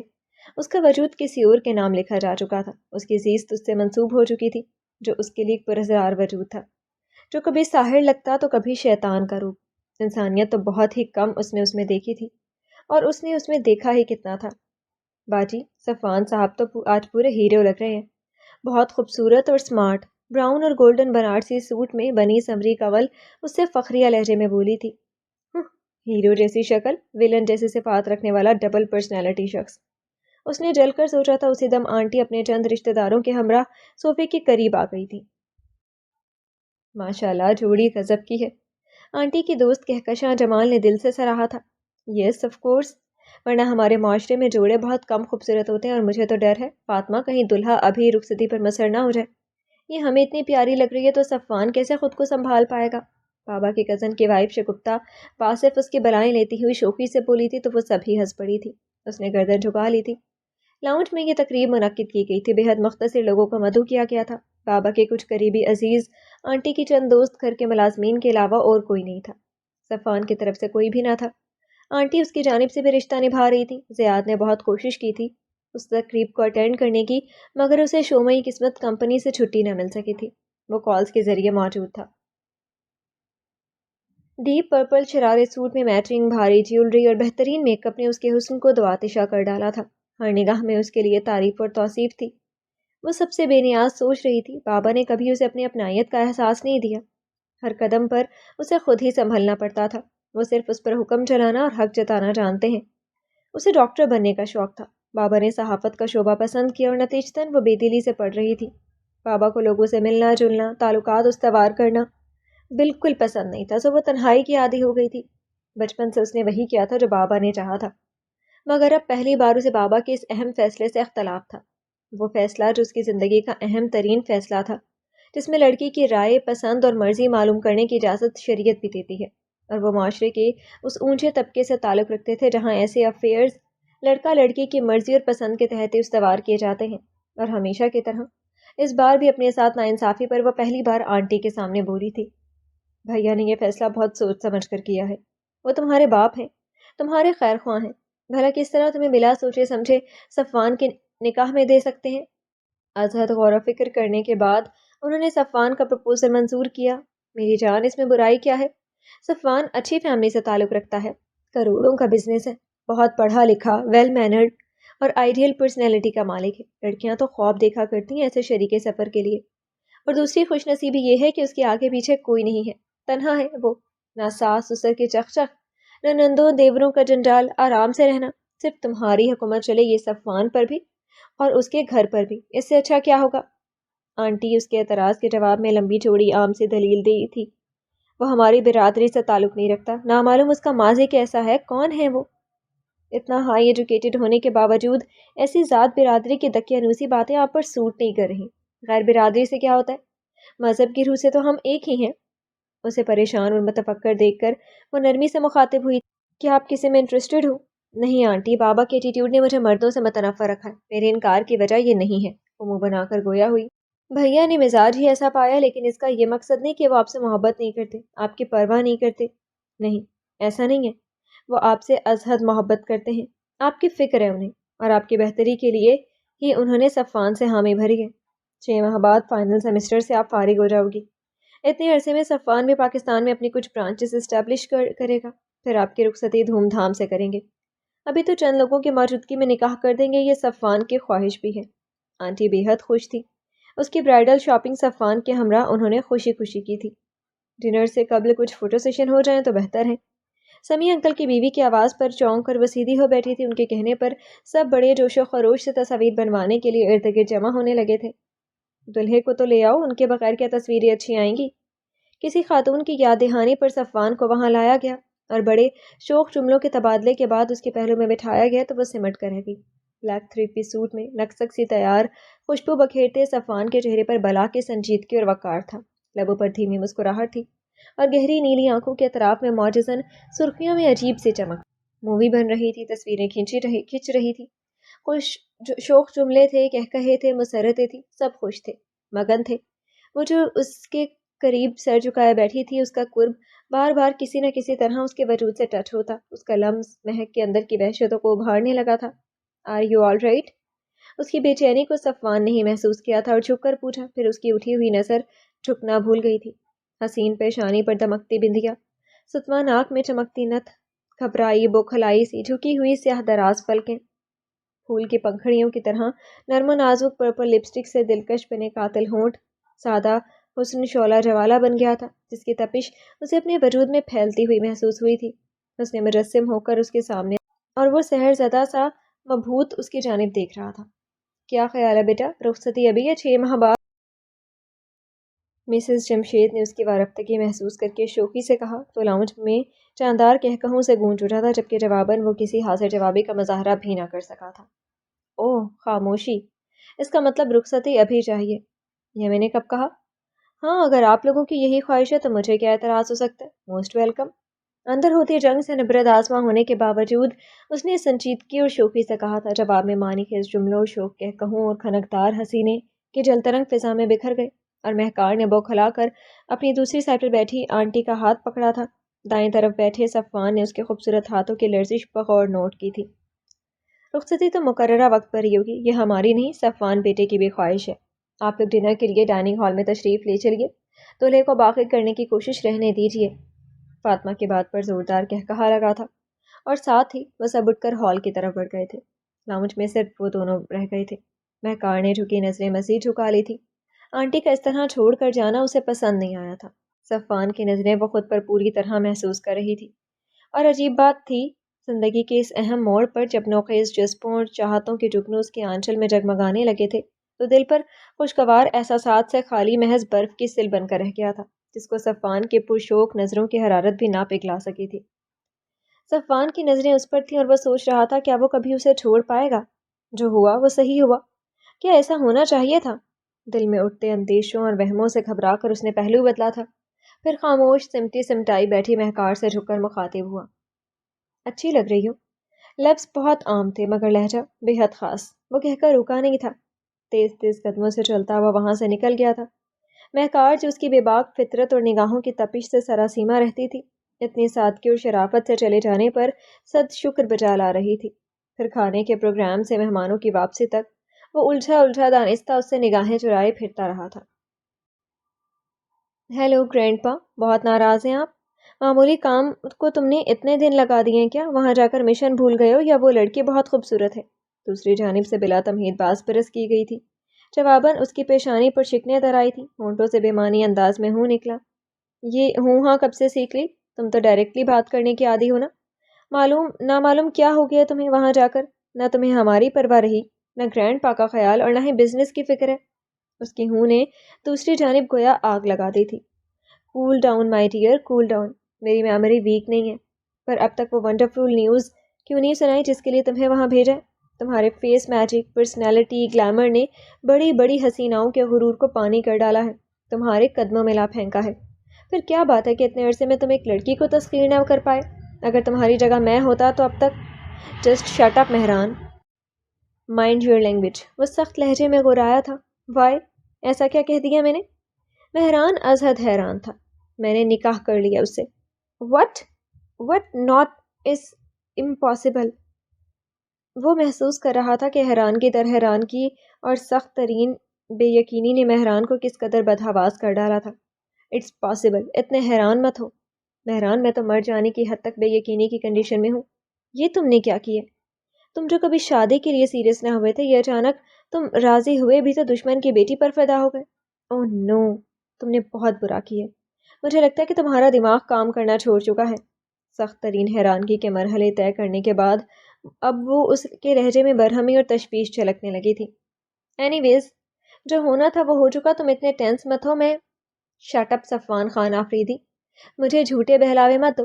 تم نے جو کیا ہے شاید اس بیوقوفی کی سنگینی کا تمہیں اندازہ ہی نہیں ہے۔ گرینڈ پا کی فطرت اور جنون جانتے ہوئے بھی تم نے جو بچکانہ حرکت کی ہے، اس سے نمٹنے کا واحد حل یہی ہے کہ جس خاموشی سے یہ پھندا اپنے گلے میں ڈالا ہے اسی خاموشی سے اتار پھینکو۔ تم مجھے کوئی اچھا مشورہ نہیں دے سکتے تو فضول بکواس بھی مت کرو۔ صفوان کے درشت لہجے میں جھنجھلاہٹ تھی۔ اسی نے موبائل آف کر دیا تھا، لیکن دوسری طرف بھی اس کا ہی ہم مزاج تھا۔ مسلسل ہوتی بیل نے اسے موبائل آن کرنے پر مجبور کر ڈالا تھا۔ مجھے معلوم ہے اب تمہیں مجھ سے بات کرنی بھی گوارا نہیں ہوگی، تو کان کھول کر سن لو، میں بھی مرا نہیں جا رہا تم سے بات کرنے کو، ایڈیٹ۔ میں تمہیں یہ انفارمیشن دے رہا ہوں کہ گرینڈ پا کا صبر ختم ہو چکا ہے۔ اگر تم اس ہفتے کے اندر اپنا مشن کامیاب کر کے نہ لوٹے تو انہوں نے فیصلہ کر لیا کچھ غلط قسم کے لوگوں سے مشن مکمل کروانے کا، اور گرینڈ پا اپنی سوچوں کو کس قدر جلدی عملی جامہ پہنچاتے ہیں، پہناتے ہیں، یہ تم سے بہتر کون جان سکتا ہے۔ اس نے موبائل کو سنبھالنے کی کوشش نہیں کی جو اس کے ہاتھوں سے نکل کر گرا تھا اور جس کے ٹکڑے چپس موزیک پر دور دور تک بکھر گئے تھے۔ وہ چکراتے سر کو پکڑ کر اندرون میں چلا آیا اور بے دم انداز میں بیڈ پر دراز ہو گیا۔ گرینڈ پا کی ہر دھرم اور جلد باز طبیعت سے وہ بخوبی واقف تھا۔ وہ اپنی سوچ پر فوراً عمل درآمد کرنے کی عادی تھے اور اپنے سے وابستہ لوگوں سے بھی یہی توقع رکھتے تھے، اور اسے جو اتنے عرصے منمانی اور مرضی پر چھوڑ دیا تھا تو یہ ان کی اس سے بے حد محبت اور شفقت کی واضح دلیل تھی۔ اور اب بحران کی یہ اطلاع یہ ظاہر کر چکی تھی کہ وہ اس سے دل برداشتہ ہو کر انتہائی قدم اٹھانے کا تہیہ کر چکے ہیں، تو اب کوئی بھی انہیں باز نہ رکھ سکے گا، شاید وہ بھی نہیں۔ اسے کشمکش میں مبتلا وہ تفکرات کے تانے بانے میں الجھا ہوا تھا۔ مان دروازہ نوک کر کے آنٹی اندر چلی آئی تھی۔ خیریت تو ہے نا بیٹا؟ صبح ناشتے پر بھی غیر حاضر تھے، اب لنچ پر بھی انکار کر دیے، طبیعت تو ٹھیک ہے؟ ان کے لہجے میں ممتا بھری تشویش تھی۔ بس ایسے ہی کچھ موڈ نہیں ہے، وہ بیٹھتا ہوا آہستگی سے بولا۔ ارے یہ کیا بات ہوئی؟ طبیعت نے ڈھال لگ رہی ہے اور کہہ رہے ہو ایسے ہی؟ سمجھ گئی ابھی خیریت برت رہے ہو۔ اتنا قریبی اور مضبوط رشتہ استوار ہو جانے کے باوجود اعصابی کشمکش نے اسے لمحوں میں نچوڑ ڈالا تھا اور وہ بیمار دکھائی دینے لگا تھا۔ فاطمہ نے اس کی ایک نہ سنی، کمل سے دودھ منگوا کر پین کلر کے ہمراہ اسے دیا اور اس کے انکار کے باوجود اس کے سرہانے بیٹھ کر سر دبانے لگی۔ آپ مجھے ماں کا درجہ نہ دیتی ہوں مگر میں آپ کو اپنا بیٹا ہی سمجھتی ہوں، اور اب مہکار کے حوالے سے تو عزیز تر ہو گئے ہیں۔ وہ گویا تھی۔ آنٹی مہکار کے اس رشتے سے خوش نہیں ہے، جب سے ہمارا تعلق جڑا ہے اس نے میرے سامنے تک آنا چھوڑ دیا ہے، وہ بلا جھجک کہہ رہا تھا۔ نہیں ایسی کوئی بات نہیں ہے، دراصل وہ آج کل کی لڑکیوں سے بہت مختلف نیچر کی ہے۔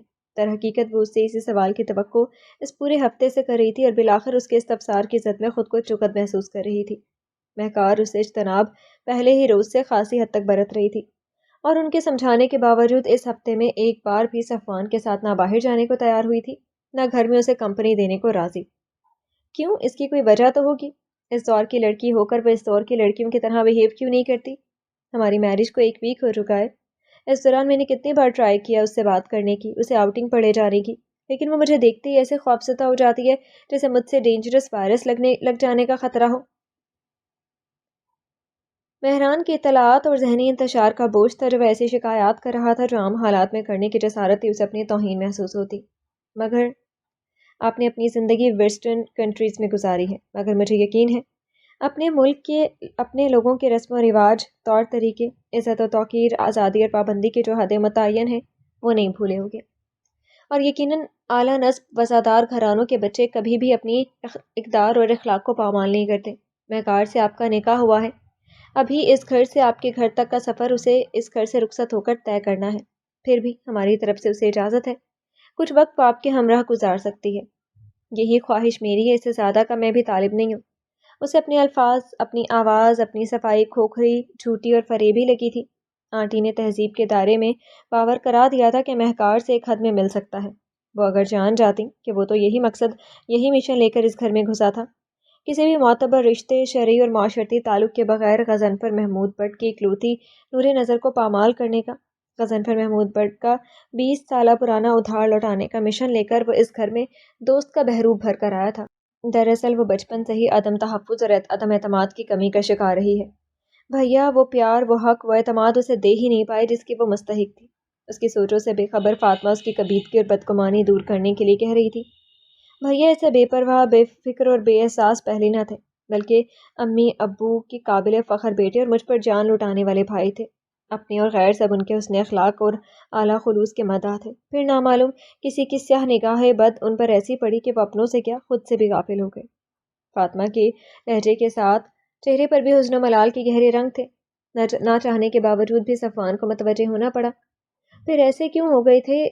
انہیں دوران تعلیم اپنی کلاس فیلو سے محبت ہو گئی تھی، بلکہ وہ لڑکی بھی انہیں دل و جان سے چاہتی تھی۔ ان کی تعلیم ختم ہوئی تو بھیا نے امی ابو کو پروپوزل لے کر اس لڑکی کے ہاں بھیجا۔ امی ابو خوشی خوشی گئے تھے، لیکن وہاں اس لڑکی کے ماں باپ اور بھائیوں نے بہت بری طرح سے امی اور ابو دونوں کو بے عزت کر کے نکالا تھا۔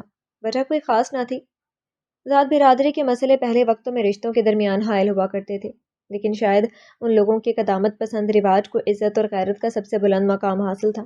بھیا نے بھی ایک بار ان سے بات کرنے کی خواہش کی اور ان کی پذیرائی تو اور بھی زیادہ اہانت بھرے انداز میں کی گئی۔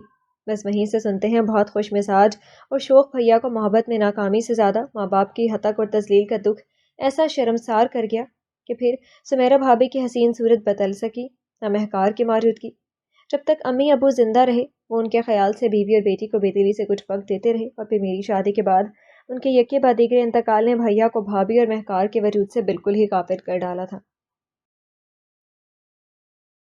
گھر کی پرانی ملازمہ کی ڈیتھ کے بعد ان کی تنہائی کے احساس سے مجبور ہو کر بھیا انہیں اپنے ساتھ کراچی لے آئے تھے، اور حسب عادت انہیں بھلا کر اپنی مصروفیات میں گم ہو چکے تھے۔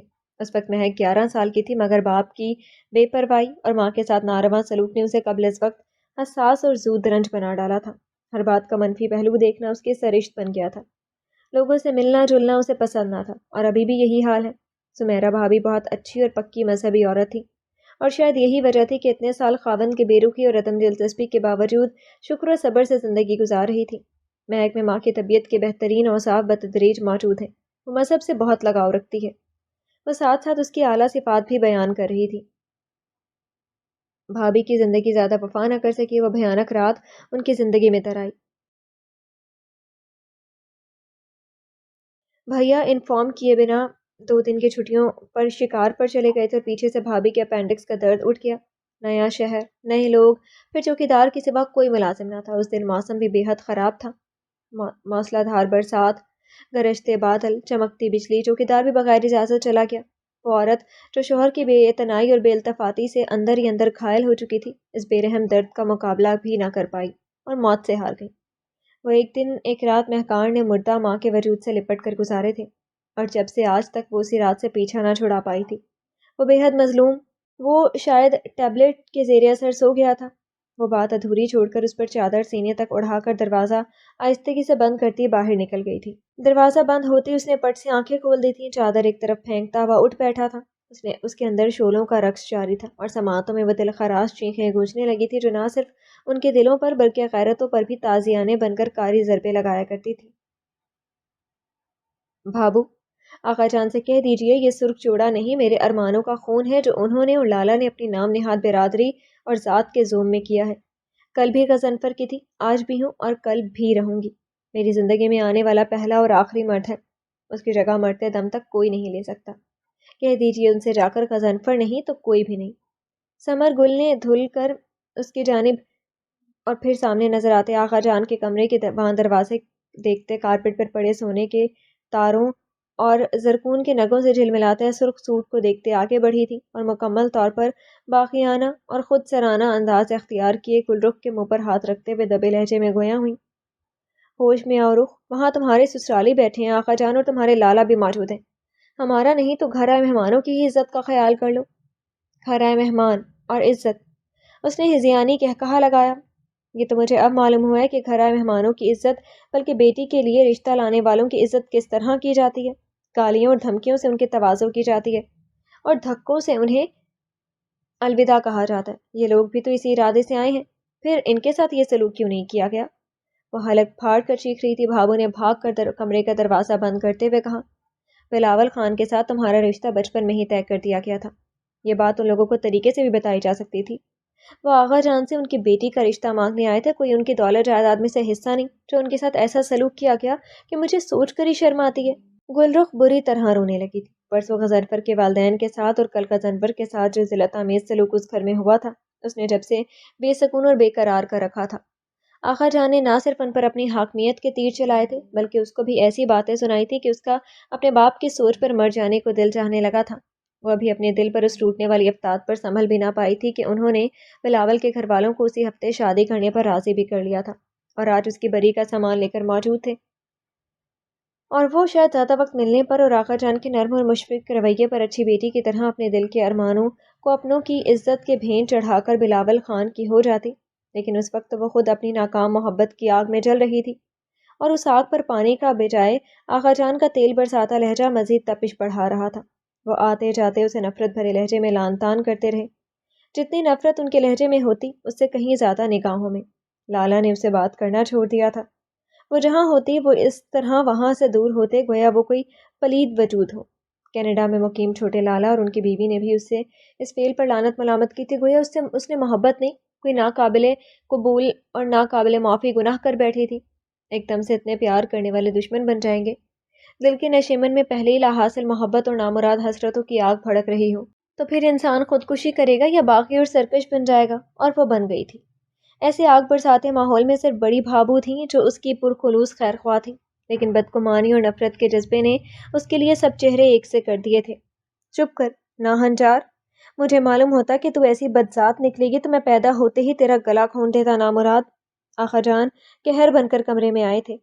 زوردار تھپڑ گل رخ کے رخسار پر مارتے ہوئے غضبناک انداز میں گویا ہوئے تھے، کاش مار دیتے، میں بھی اپنوں کا یہ مکروہ روپ دیکھ نہ پاتی جس کو دیکھ کر مجھے خود سے گھن آتی ہے۔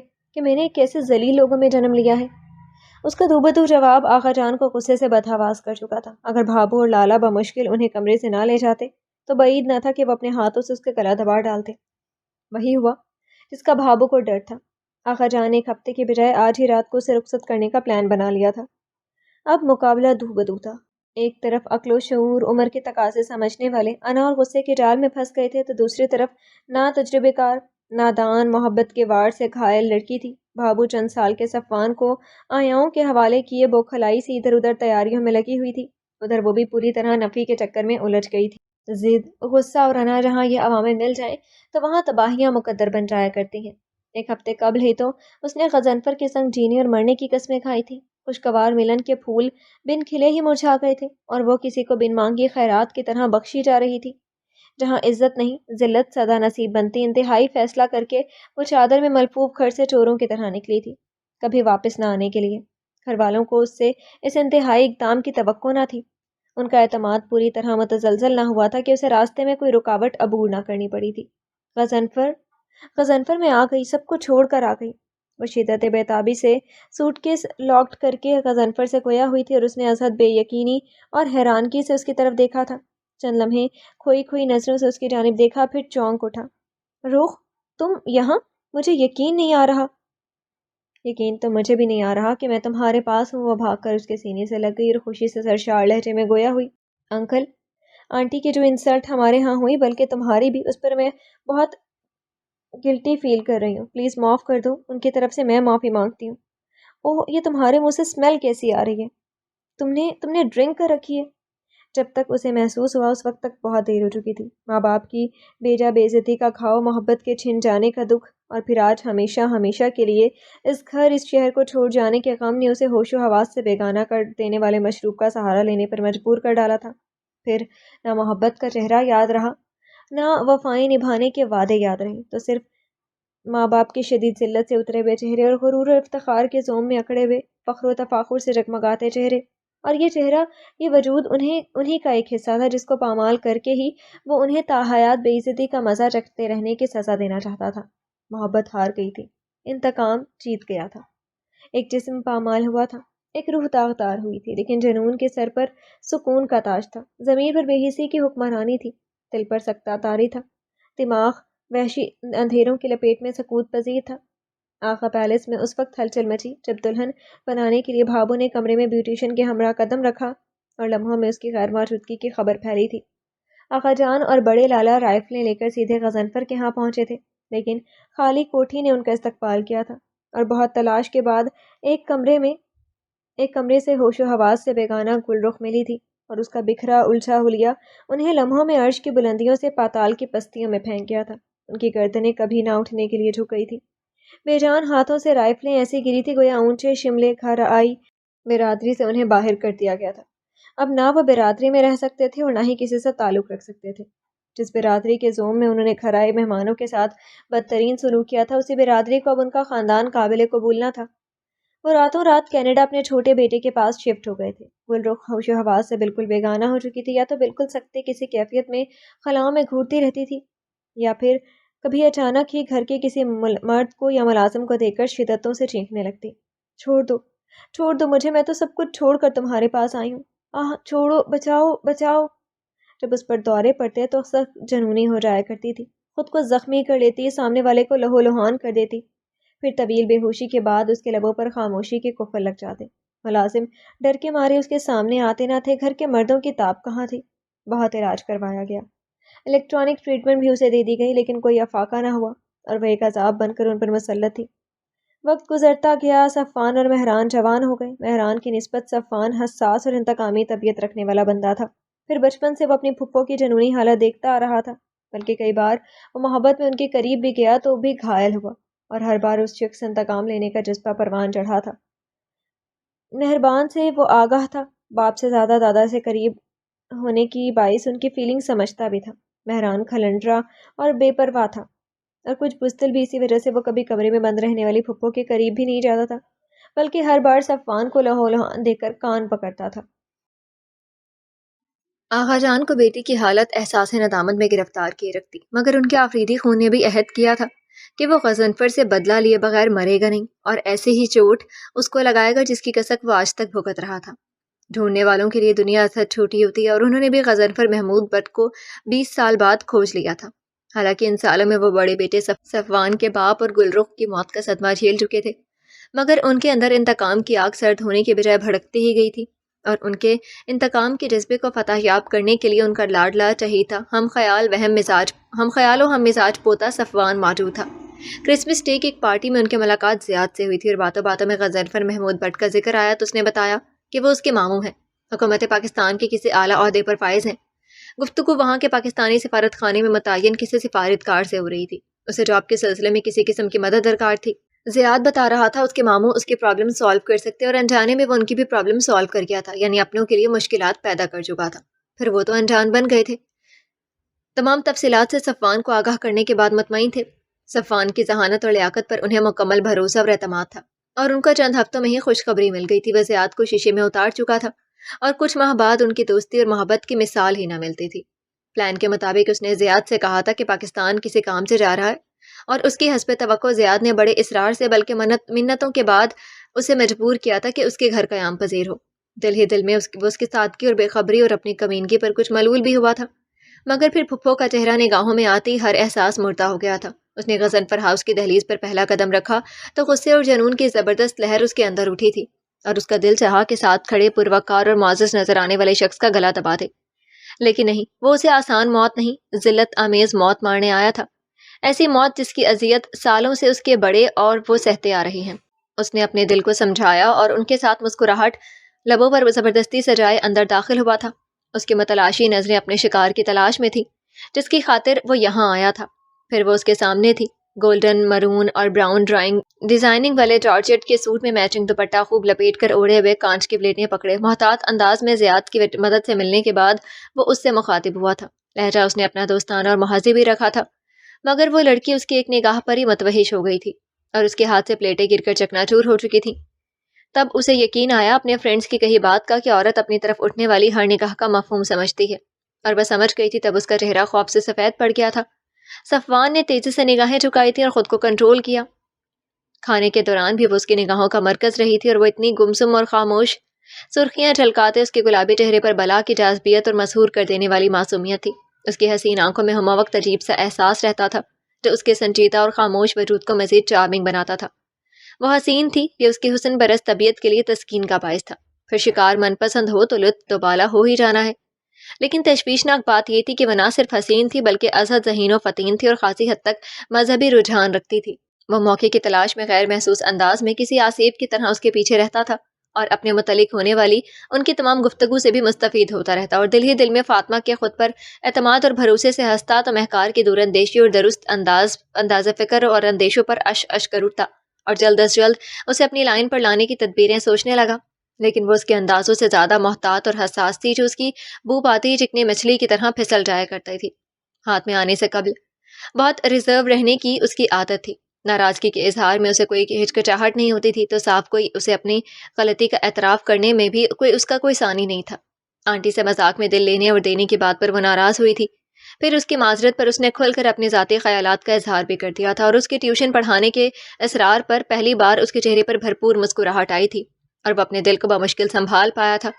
اسے یہ اندازہ لگانا مشکل تھا کہ سامنے شاخوں پر کھلتے سرخ گلاب حسین ہیں یا اس کا چہرہ۔ یہ کیا ہو رہا ہے؟ جیسے جیسے دن گزر رہے ہیں میں اپنے مقصد سے دور ہوتا جا رہا ہوں۔ اس کے دوپٹے میں لپٹے وجود، معصوم چہرے اور جھکی پلکوں کو دیکھ کر میری آنکھیں کیوں جھکنے لگتی ہیں؟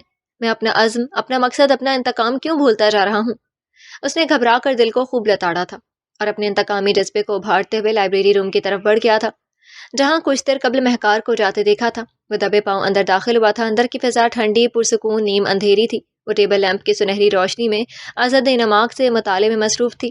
وہ چالاک چیتے کی طرح ایک ہی جست میں اپنے شکار کو قابو کرنا چاہتا تھا۔ وہ اسے اپنے قریب اور پھر خود پر جھکتے دیکھ کر اس بری طرح چونکی کہ ناول اس کے ہاتھ سے گر گیا، اور وہ چیخنا ہی چاہتی تھی کہ اگر وہ چاہتا تو ہاتھ سے منہ بند کر کے اس کی چیخ حلق میں روک دیتا، لیکن نامعلوم کیا ہوا تھا، اس کے قرب سے اسے جھٹکا لگا تھا۔ وہ میکانکی انداز میں دراز سے بلا ارادہ لائٹر نکالنے جھک گیا اور پھر جس طرح آیا تھا اسی طرح وہاں سے نکل آیا تھا۔ مسکراہٹ اس کے ہونٹوں پر تھی، گویا اس کے ارادے کی ناکامی پر مضحکہ اڑا رہی ہوں۔ پھر وہ ساری رات مضطرب رہا، بے حساب سگریٹ پھونکنے کے باوجود اپنی فیلنگ سمجھ نہیں پایا تھا۔ حسب توقع وہ اس سے قبیدہ ہو چکی تھی اور وہ آنٹی کی اور اس کی بحث سن چکا تھا اور خود سوچ رہا تھا اس طلسم کدے سے کچھ عرصے دور جانے کی مہکار نے اس کی سوچوں کو عملی رخ دیا اور وہ خاموشی سے اسی وقت وہاں سے ہوٹل چلا آیا۔ وہاں رہ کر وہ اس کے دل کو اسیر کرنے کی پلاننگ کرنا چاہتا تھا۔ فاطمہ اور غضنفر صاحب کے دل وہ پہلے ہی جیت چکا تھا۔ فاطمہ سے اسے کوئی عداوت نہ تھی، بے حد چاہنے والی مشفق سے تھی وہ، جن کی وہ دل سے عزت کرتا تھا، بہت کم گور سنجیدہ۔ غضنفر صاحب کو دیکھ کر وہ ہر بار ذہنی کشمکش سے دوچار ہوتا۔ وہ اس عمر میں بھی سوبر اور ڈیسنٹ لگتے تھے۔ آنٹی اس سے فون پر بہت خفا تھی اور مطالبہ کری تھی اس سے فوری واپسی کا۔ بڑی مشکل سے اس نے جھوٹ کہہ کر انہیں منایا تھا کہ اس کے دوست آئے ہیں، پھر آنٹی کے بار بار فون کرنے پر اسے وہاں جانا پڑتا تھا۔ وہ از خود زیادہ ٹھہرتا نہیں تھا اور مہکار قصداً اس کی موجودگی میں کمرے سے نہ نکلتی تھی اور اس کی یہ بے نیازی اور غرور اسے ضد دلانے لگا تھا۔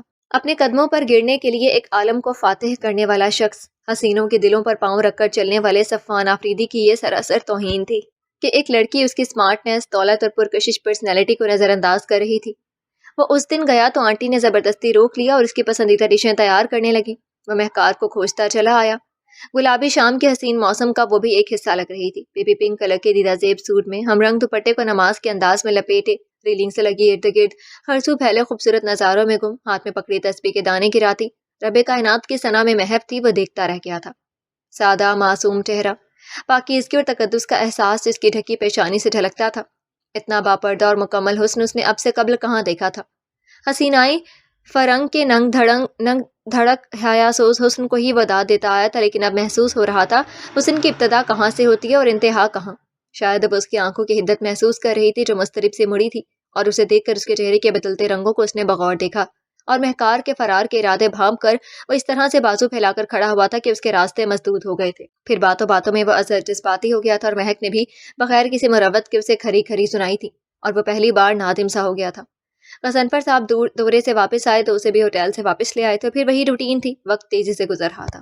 اس دوران کئی بار زیاد سے بھی فون پر بات ہوتی رہی تھی۔ اس کا یہی اصرار تھا کہ وہ اپنے کام کے مکمل ہونے تک یہیں رہے، اور وہ دل میں ہنستا ہوا سوچتا تھا کہ اگر اسے کام کی نوعیت معلوم ہو جائے تو وہ پہلی فلائٹ سے آ کر اسے شوٹ کر ڈالے گا۔ ادھر گرینڈ پا کا صبر ختم ہوتا جا رہا تھا۔ وہ سخت متعجب تھے کہ وہ کس وجہ سے اتنا ٹائم لے رہا تھا۔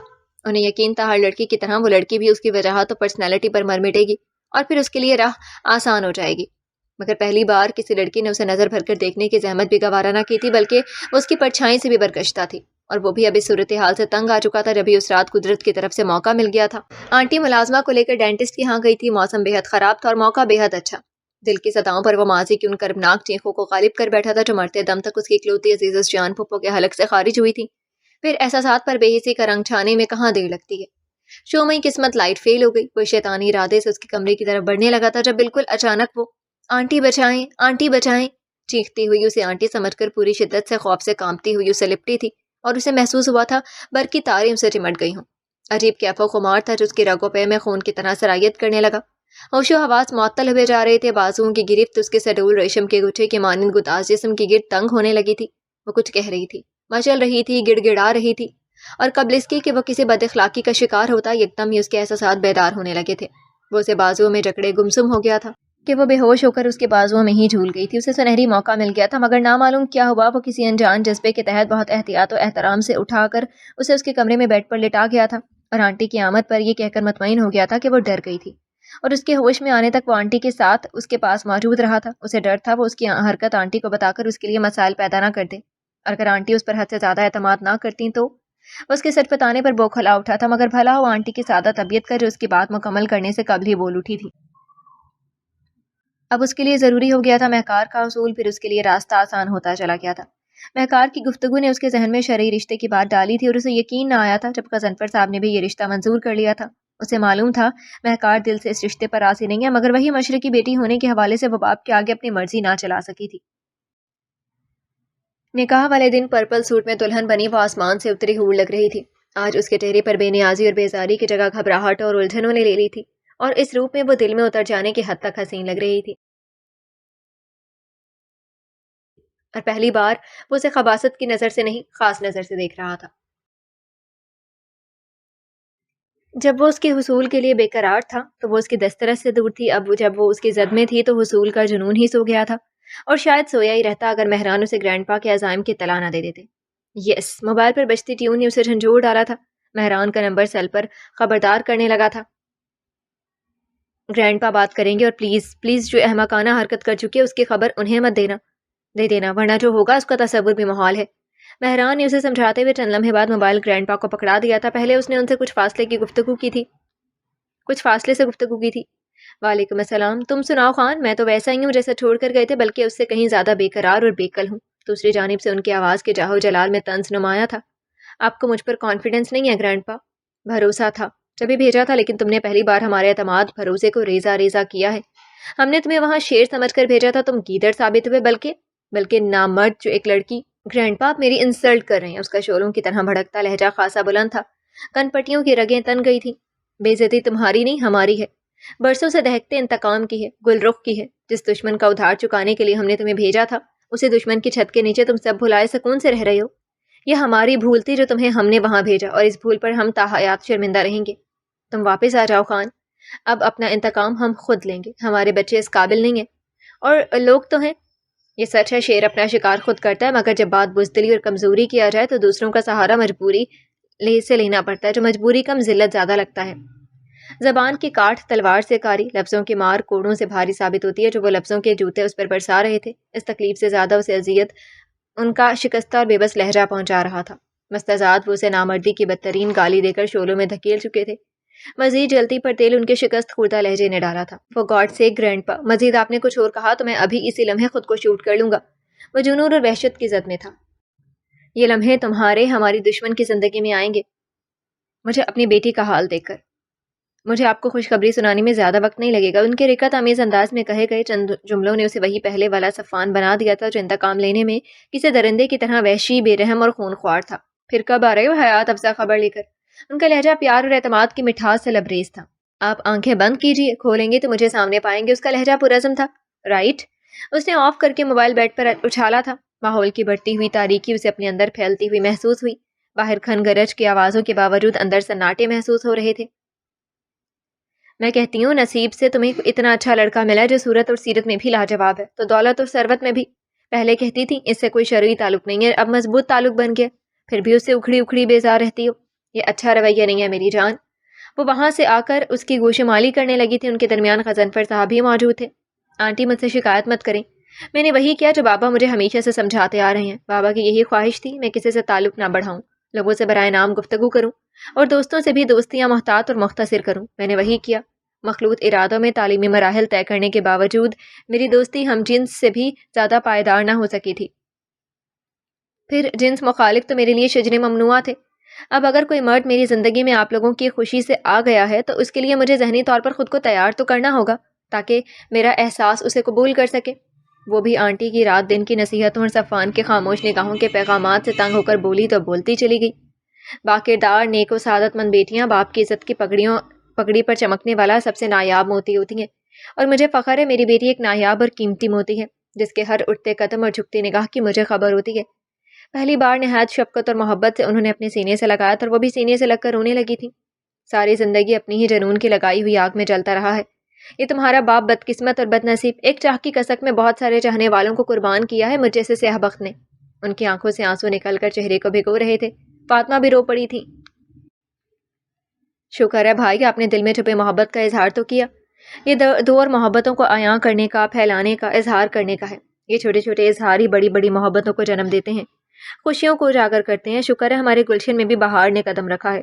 ماحول کے بوجھل پن کو فاطمہ کی مسرتوں سے لبریز آواز نے توڑا تھا۔ ہم آپ کے بھی اسد ممنون ہیں فاطمہ۔ اگر آپ اس گھر کو مہک جتنی توجہ اور وقت نہ دیتی تو ہم کبھی بھی پرسکون نہیں رہ سکتے تھے۔ وہ فاطمہ کے سر پر ہاتھ رکھ کر ممنونیت سے گویا ہوئے۔ یہ آپ سب کی محبت اور اعلیٰ ظرفی ہے، ورنہ آج کل کون بیوہ بہن یتیم بھانجے کا سرپرست بنتا ہے۔ پھر آپ نے مجھے حکمرانی دی ہے۔ شام کی چائے میں انہوں نے ساتھ پی تھی۔ بہت اچھی گفتگو کے دوران غضنفر صاحب کسی ضروری فون آنے کے باعث چلے گئے تھے۔ ڈنر پر آنٹی کے کہنے کے باوجود وہ صفوان کو بلانے نہیں گئی تھی۔ نامعلوم کیوں وہ اس سے تنہائی میں ملتے ہوئے گھبراتی تھی۔ اس گھبراہٹ کو وہ خود بھی نہ سمجھ سکی تھی۔ آنٹی کو کیا سمجھاتی، اور آنٹی اتنا سمجھانے کے باوجود بھی اس کی ہچکچاہٹ کو خود سری اور ضد سمجھی تھی اور ناراض ہو گئی تھی۔ پھر ڈنر بھی انہوں نے اس کے کمرے میں کیا تھا اور خاصی دیر تک اس کے کمرے میں رہی تھی۔ وہ ٹی وی کے چینلز بدلتی رہی تھی۔ آنٹی، ماں، دوست، بہن کیا کچھ نہ تھی اس کے لیے۔ اسے ان سے بے حد انسیت تھی اور ان کے وجود کی اتنی عادی ہو گئی تھی کہ ان 2 گھنٹوں کے بعد ناراضگی نے اسے بری طرح بوکھلا کر رکھ دیا تھا۔ نہ مطالعے میں دل لگ رہا تھا اور نہ ٹیلی ویژن نبھا رہا تھا۔ باہر دھواں بارش اپنی پوری حشر سامانیوں کے ساتھ جلوہ افروز تھی، اور اس کے اندر وحشتوں کا انداز بھی آج کچھ نافہم رنگ لیے ہوئے تھا۔ آنٹی کی ناراضگی کے خیال نے اسے بوجھل کر رکھا تھا، مگر اس کے ساتھ کچھ اور بھی احساس تھے جو اس کی سمجھ سے باہر تھے۔ بس دل تھا کہ ڈوبا جا رہا تھا۔ آنٹی آئی تھی اور اسے نظر انداز کرتے ہوئے کچن کی طرف بڑھ گئی تھی۔ وہ ان کے پیچھے آ گئی۔ آپ مجھ سے ناراض ہیں؟ ان کے گلے میں باہیں ڈالتے ہوئے بولی۔ نہیں، میں کیوں ناراض ہونے لگی؟ تم بڑی ہو گئی ہو، اپنا اچھا برا خود سوچ سکتی ہو۔ وہ خفگی سے ہی گویا تھی۔ اوکے، آئی ایم سوری، اب آپ جو کہیں گی وہی کروں گی۔ پرومس؟ انہوں نے ہاتھ پھیلایا۔ یس، پرومس۔ وہ ان کے ہاتھ پر ہاتھ رکھ کر بولی اور انہوں نے مسکرا کر اس کی پیشانی چوم لی۔ دیکھو میری جان، اگر ہسبینڈ کے دل میں یہ خیال آ جائے کہ اس کی وائف خوش نہیں ہے اس رشتے سے، تو زندگی بڑی دشوار اور کٹھن بن جاتی ہے۔ مرد خود کو نظر انداز کیے جانا کبھی پسند نہیں کرتا۔ ابھی بہت سے مراحل باقی ہیں۔ پہلی مرحلے کی تم دونوں کی یہ کشمکش مجھے ہولائے رکھتی ہے کہ آگے کیا ہوگا۔ یہ 6 ماہ تمہارے درمیان انڈرسٹینڈنگ کے ہیں۔ اچھا، ان دنوں میں تم دونوں ایک دوسرے کو سمجھنے لگو تو آگے مشکلات نہیں ہوں گی۔ اسے ہمتن گوشت دے کر انہوں نے نصیحتوں کا پٹارا پھر کھول لیا تھا۔ ویسے آج بہت خوشی کا دن ہے، بھیا نے اپنی محبت کا اظہار کر ہی دیا۔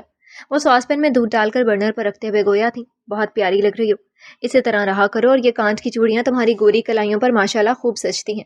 وہ اس کی کلائیوں میں سجی سرخ اور سبز چوڑیاں دیکھ کر محبت سے بولی تھی، پھر تیزی سے کافی پھینٹنے لگی تھی۔ آپ کو خوش کرنا تھا، وہ کھلکھلائی تھی۔ کبھی اس کی خوشی کا بھی خیال کر لیا کرو جس سے تمہاری تمام خوشیاں وابستہ ہیں۔ وہ شوق ہوئی تھی اور وہ سر جھکا کر رہ گئی تھی۔ آنٹی، نامعلوم کیوں میرا دل گھبرا رہا ہے۔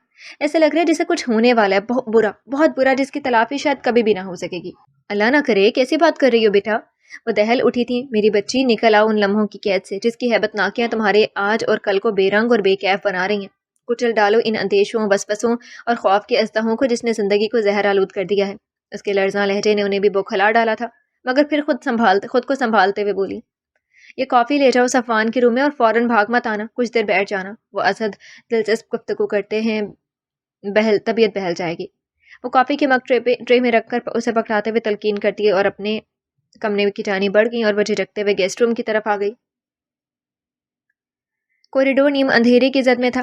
وہ سنبھل کر قدم اٹھاتی سیڑھیاں عبور کر کے اوپر پہنچ گئی تھی۔ لابی اندھیرے میں ڈوبی ہوئی تھی۔ لابی سے ملحقہ اس کے کمرے میں بھی ڈیم لائٹ آن تھی جو اس پورے حصے کو بے حد پراسرار اور ڈراؤنا بنا رہی تھی۔ اس کے کمرے کا دروازہ کھلا ہوا تھا اور وہ دروازے کی طرف پشت کیے کسی سے موبائل پر گفتگو کر رہا تھا۔ وہ مارے خوف کے واپس پلٹنا ہی چاہتی تھی کہ ٹھٹک کر رکنا پڑا تھا۔ گرینڈ پا نے مجھے بہت بڑی گالی دیا مہران۔ اس وقت سے میں جس آگ میں جل رہا ہوں وہ جلن تم بھی محسوس نہیں کر سکتے یار۔ بس میں فیصلہ کر چکا ہوں، گرینڈ پا کی خواہش پوری کر کے میں آ رہا ہوں فرسٹ فلائٹ سے۔ وہ کس گرینڈ پا کی بات کر رہا تھا جبکہ بقول اس کے وہ دنیا میں تنہا اور لاوارث تھا۔ مہکار کا وجود سماعت بن گیا۔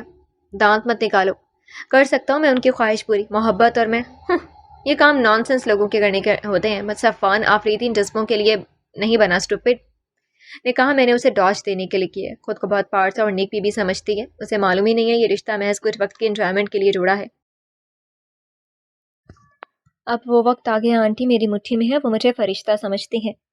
آج میرے کیا ارادے ہیں ان کے فرشتے بھی محسوس نہ کر سکے۔ کھانے کے دوران میں نے نظر بچا کر ان کے پلیٹ میں نیند آور دوا ملا دی تھی۔ وہ صبح سے قبل جاگ ہی نہ پائیں گی۔ گھر میں کوئی اور ہے نہیں اور موسم بھی میرا ساتھ دینے پر آمادہ ہے۔ نہیں، وہ مجھ سے بچ کر کہیں نہیں جا سکتی۔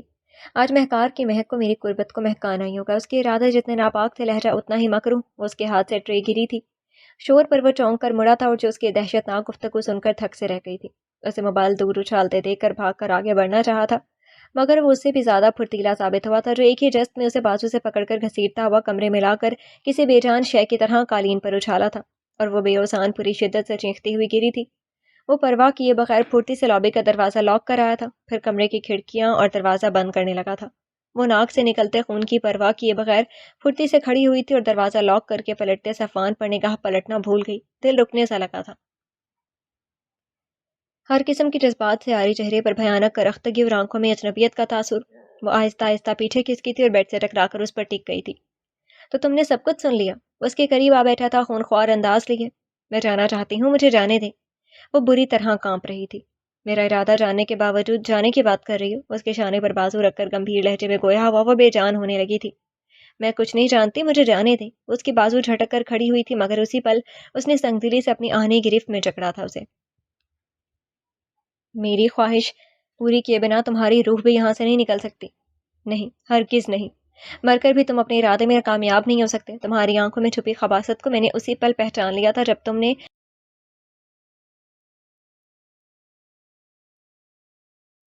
اس گھر کی دہلیز پر پہلا قدم رکھا تھا، اور اسی لیے میں تم سے دور رہا کرتی تھی کہ تم نہایت ذلیل اور کمینے انسان ہو۔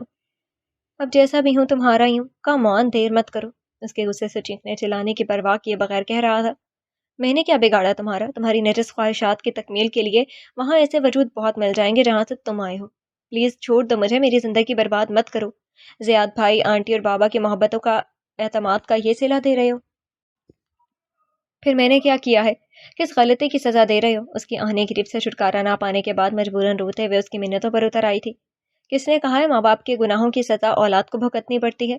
تو یہ تمہارے بد کردار باپ کی سزا ہے جو تمہیں مل رہی ہے۔ اس کے لہجے میں شدید نفرت اور تحقیر تھی، اور پھر وہ ماضی کی ایک ایک بات بتاتا چلا گیا تھا۔ وہ گویا دوہرے عذاب میں مبتلا ہو گئی۔ آنٹی کی زبانی اپنے ماں باپ کی ناکامی عشق کی داستان وہ سن چکی تھی، لیکن یہ احساس کتنا اذیت ناک تھا کہ اس کا باپ پروانہ نہیں بھنگ رہا تھا اور اس کا بویا ہوا اسے کاٹنا تھا۔ میں مانتی ہوں بابا کا فعل مجرمانہ تھا، گناہ آلود تھا، اور شاید اسی کی سزا وہ اب تک پا رہے ہیں، مگر کچھ نہیں، میرے باتوں میں الجھانے کی کوشش مت کرو۔ بہتر یہی ہے کہ میری بات مان جاؤ، ورنہ مجھے اپنا عہد ہر حال میں پورا کرنا ہے۔ وہ اسے اسی طرح بازوؤں میں جکڑے بیڈ پر لے آیا تھا۔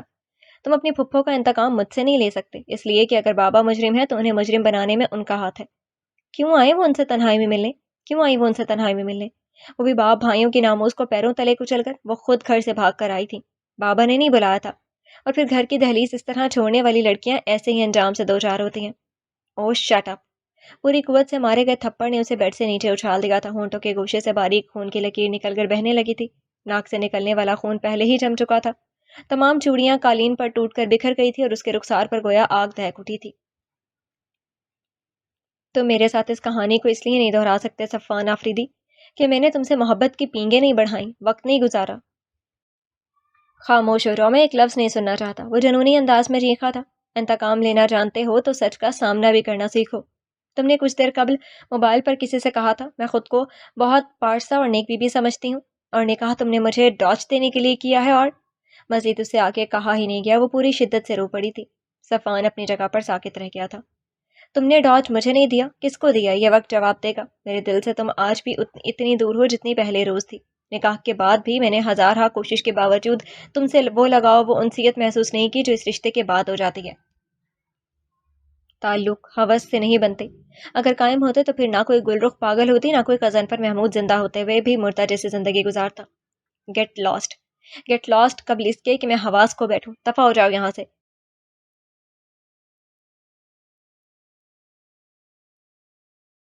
اس کا غصہ، اس کا جنون بھر بھری مٹی کی طرح بیٹھ گیا تھا۔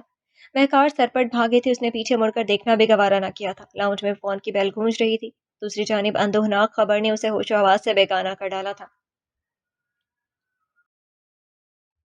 آغا جان، آپ ہی راضی کیجئے، صفوان کو یہ شادی کرنے پر راضی نہیں ہو رہے ہیں۔ میں ایک عرصے سے اس خواہش کو دل میں دبائے بیٹھی تھی، لیکن اب مزید صبر ممکن نہیں ہے۔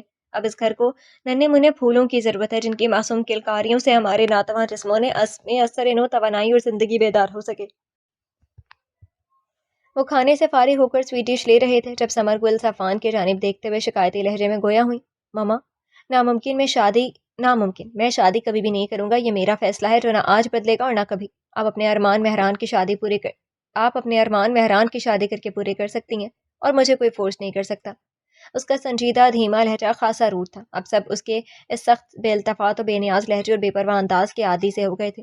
حالانکہ شروع میں کسی کو بھی اس کا یہ انداز بھا نہیں رہا تھا، کیونکہ وہ بہت ہنسمکھ، خوش اخلاق اور بڑوں کی عزت کرنے والا مہذب بندہ تھا۔ پھر وہ کسی کام کے سلسلے میں چند ہفتے نامعلوم کہاں گیا تھا، وہاں سے واپسی پر وہ بالکل ہی بھول گیا تھا۔ شگفتہ مزاجی، بزلہ سنجی، مروت اور لگاوٹ سب فراموش کر چکا تھا۔ عجیب آدم بیزاری، چڑچڑاپن اور بدمزاجی اس کا تعارف بن گئی تھی۔ مہران کی شادی آپ کے ساتھ ہی ہوگی، ورنہ یہ بھی شادی نہیں کر سکتا۔ آقا جی کی باروب آواز وہاں گونجی تھی۔ دس از ناٹ مائی افیئر۔ وہ شانے اچکاتا ہوا نیپکن سے منہ صاف کر کے کمرے سے نکل گیا اور سیدھا اپنے روم میں چلا آیا۔ اس کے اندر وحشتوں کے شرارے پھوٹ نکلے تھے۔ نارسائی کا دھواں تن من میں پھیلتا ہی جا رہا تھا۔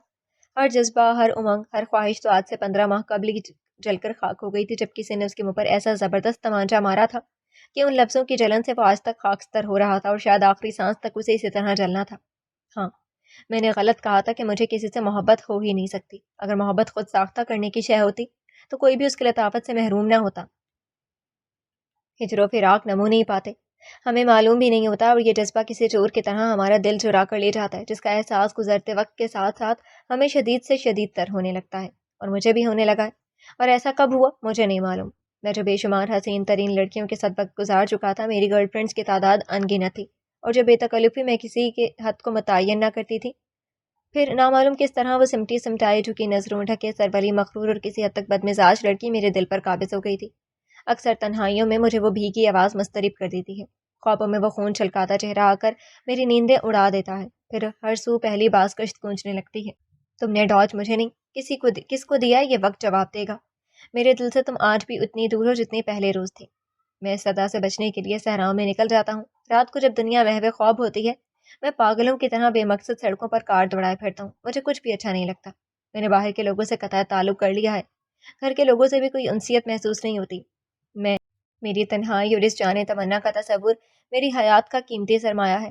وقت نے ثابت کر دیا تھا کہ ڈاج میں نے خود کو دیا تھا، اور یہ میری محبت ہی تو تھی جو ہر بار موقع میسر آنے کے باوجود گرینڈ پا کے مقصد کو پورا نہ کر سکا تھا، ورنہ صفان خان کمزور نہ تھا۔ او ہو، یہاں تصورات کی دنیا آباد ہے۔ Very interesting.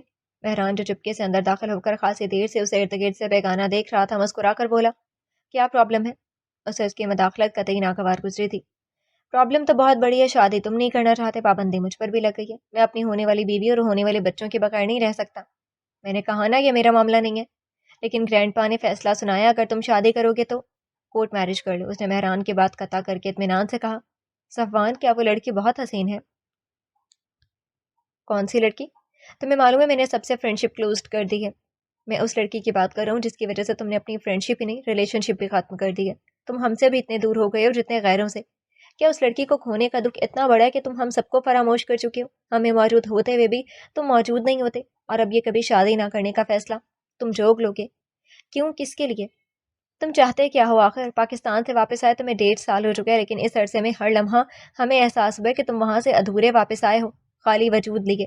روح تمہاری وہیں رہ گئی ہے، تمہاری خوش مزاجی، اعلیٰ اخلاق، حساسیت اور تہذیب وہیں رہ گئی ہے۔ یہاں جو صفوان آفریدی واپس آیا ہے وہ ایک تنہائی پسند، اجنبی، خود پسند اور کسی کو خاطر میں نہ لانے والا بندہ ہے۔ اور ایسا کیوں ہے میں یہ جاننا چاہتا ہوں، اور سن لو میں آج جانے بغیر نہیں جاؤں گا۔ مہران سنجیدگی سے کہتا ہوا چیئر پر بیٹھ گیا تھا۔ تم لوگ جو چاہتے تھے میں نے وہی کیا۔ غضنفر محمود مر گیا، اسی رات مر گیا، اور میں اسی رات چوروں کی طرح وہاں سے نکل آیا۔ گرینڈ پا یہی چاہتے تھے، اپنے دشمن کی موت۔ برسوں پرانی انتقامی جذبے کو ٹھنڈک مل گئی، وہ سرخرو ہو گئے۔ میرا کام ختم۔ میں کس طرح رہتا ہوں یہ میرا پرسنل افیئر ہے۔ اس کے لہجے میں مکمل بے رخی اور بے مروتی تھی۔ غضنفر محمود کی ڈیتھ کسی صدمے کی وجہ سے نہیں ہوئی تھی۔ وہ اس کے مقابل بیٹھتا ہوا، اس کی آنکھوں میں آنکھیں ڈال کر مانے کے اس لہجے میں گویا ہوا، بلکہ موسم کی خرابی کے باعث کار درخت سے ٹکرا گئی تھی اور وہ موقع پر ہی ہلاک ہو گئے تھے، اور اس اندھوناک خبر نے ان کی بیٹی کے حواس سلب کر لیے تھے۔ تمہاری کسی زیادتی نے اسے پاگل نہیں کیا تھا، اور میرا خیال ہی نہیں، یقین ہے کہ تم نے اس لڑکی کو چھوا بھی نہیں تھا۔ I am right my brother? اس کا انداز ہنوز سوالیہ تھا۔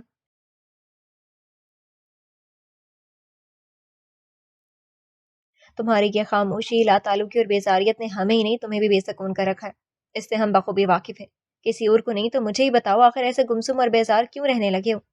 خوشیوں سے اور کہکہوں سے کیوں روٹ گئے ہو؟ مہران کے لہجے میں گہری یاسیت تھی۔ وہ طویل سانس لے کر رہ گیا، لیکن خاموش رہا۔ دروازہ نوک کر کے آغا جان اندر داخل ہوئے۔ ان کے بیٹھنے تک وہ احتراماً کھڑے تھے۔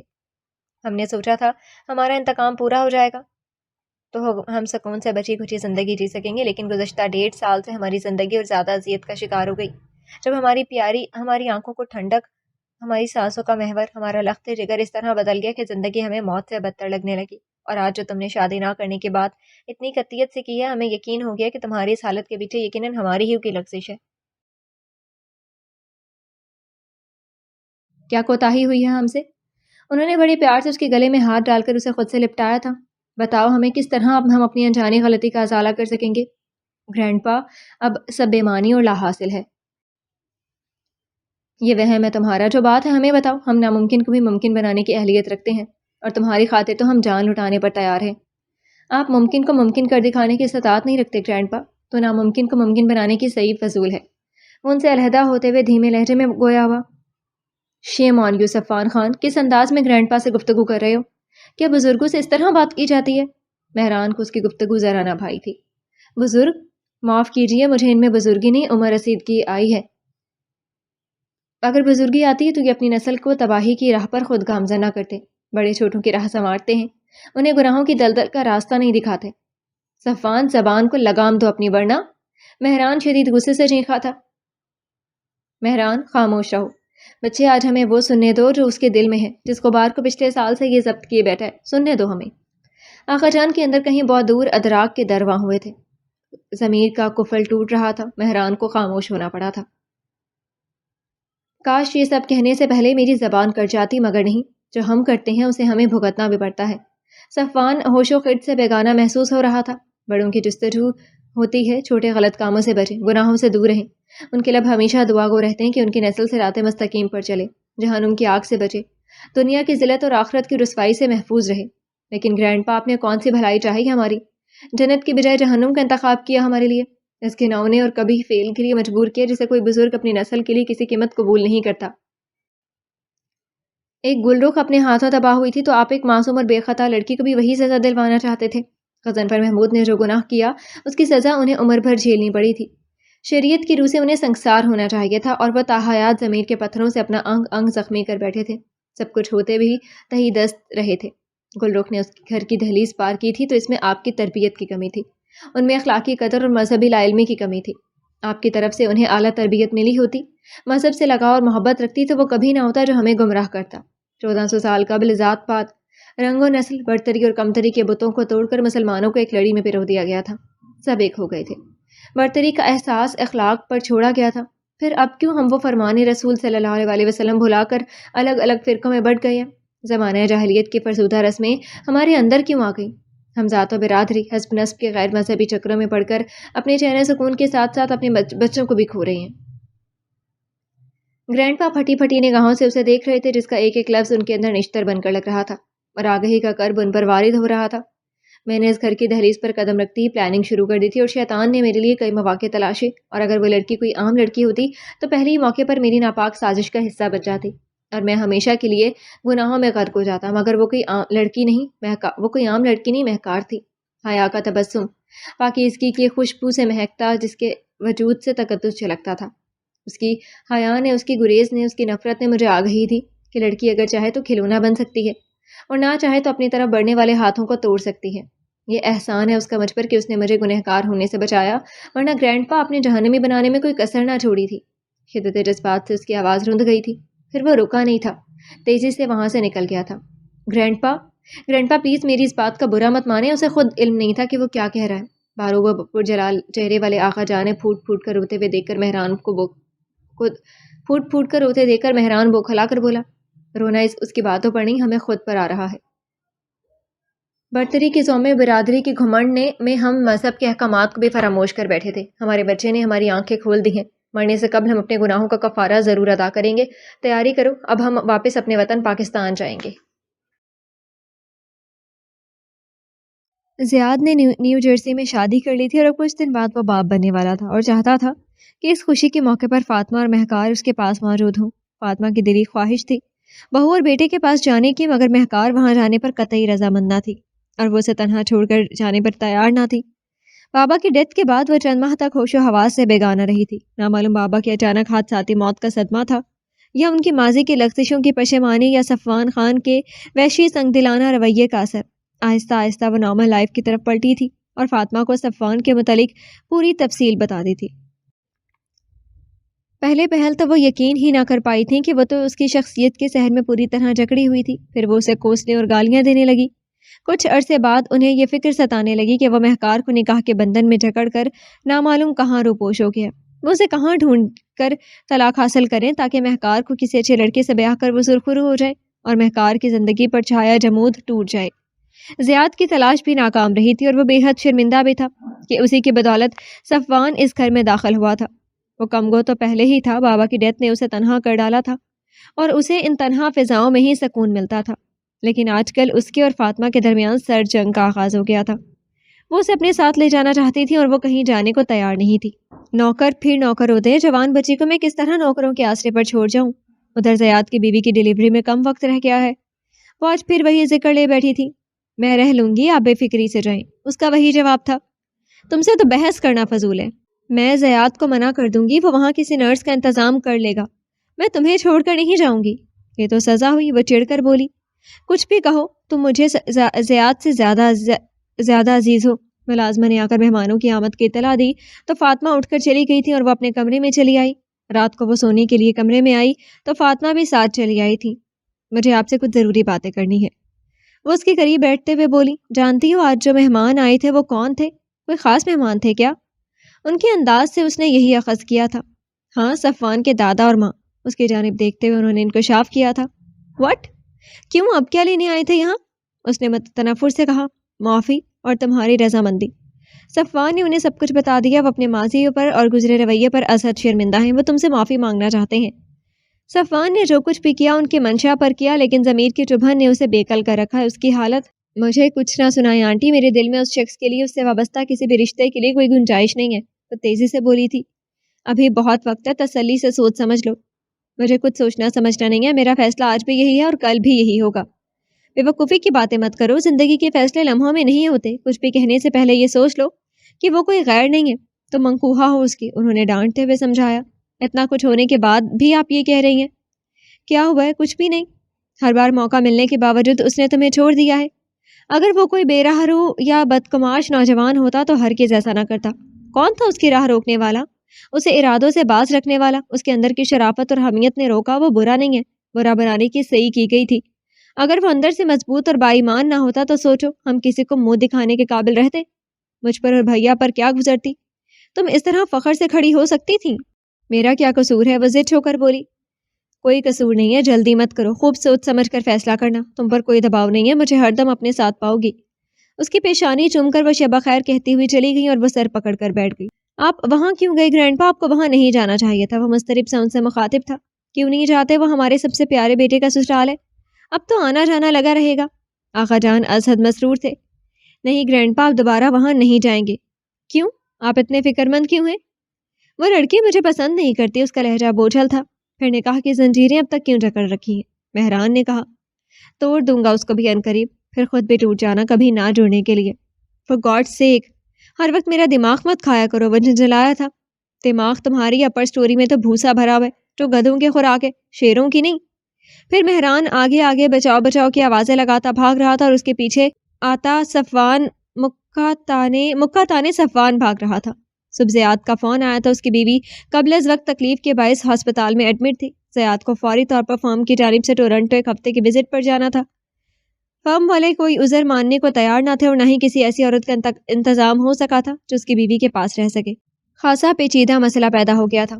آنٹی اسے چھوڑ کر جانے کو تیار نہ تھی. وہ ساتھ جانے کو راضی نہ تھی.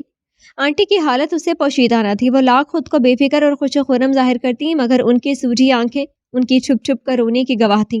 وہ بھی کشمکش کا شکار تھی. آنٹی کی طرف سے پریشان تھی.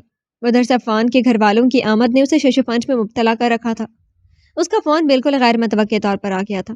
مجھے یقین ہے میں آج بھی تمہارے دل سے اتنا ہی دور ہوں گا جتنا پہلے روز تمہارے گھر کی دہلیز پار کرتے وقت تھا, یا شاید نفرت ازحد نفرت کے احساس نے میرا وجود ہی تمہاری نگاہوں سے مٹا دیا ہو.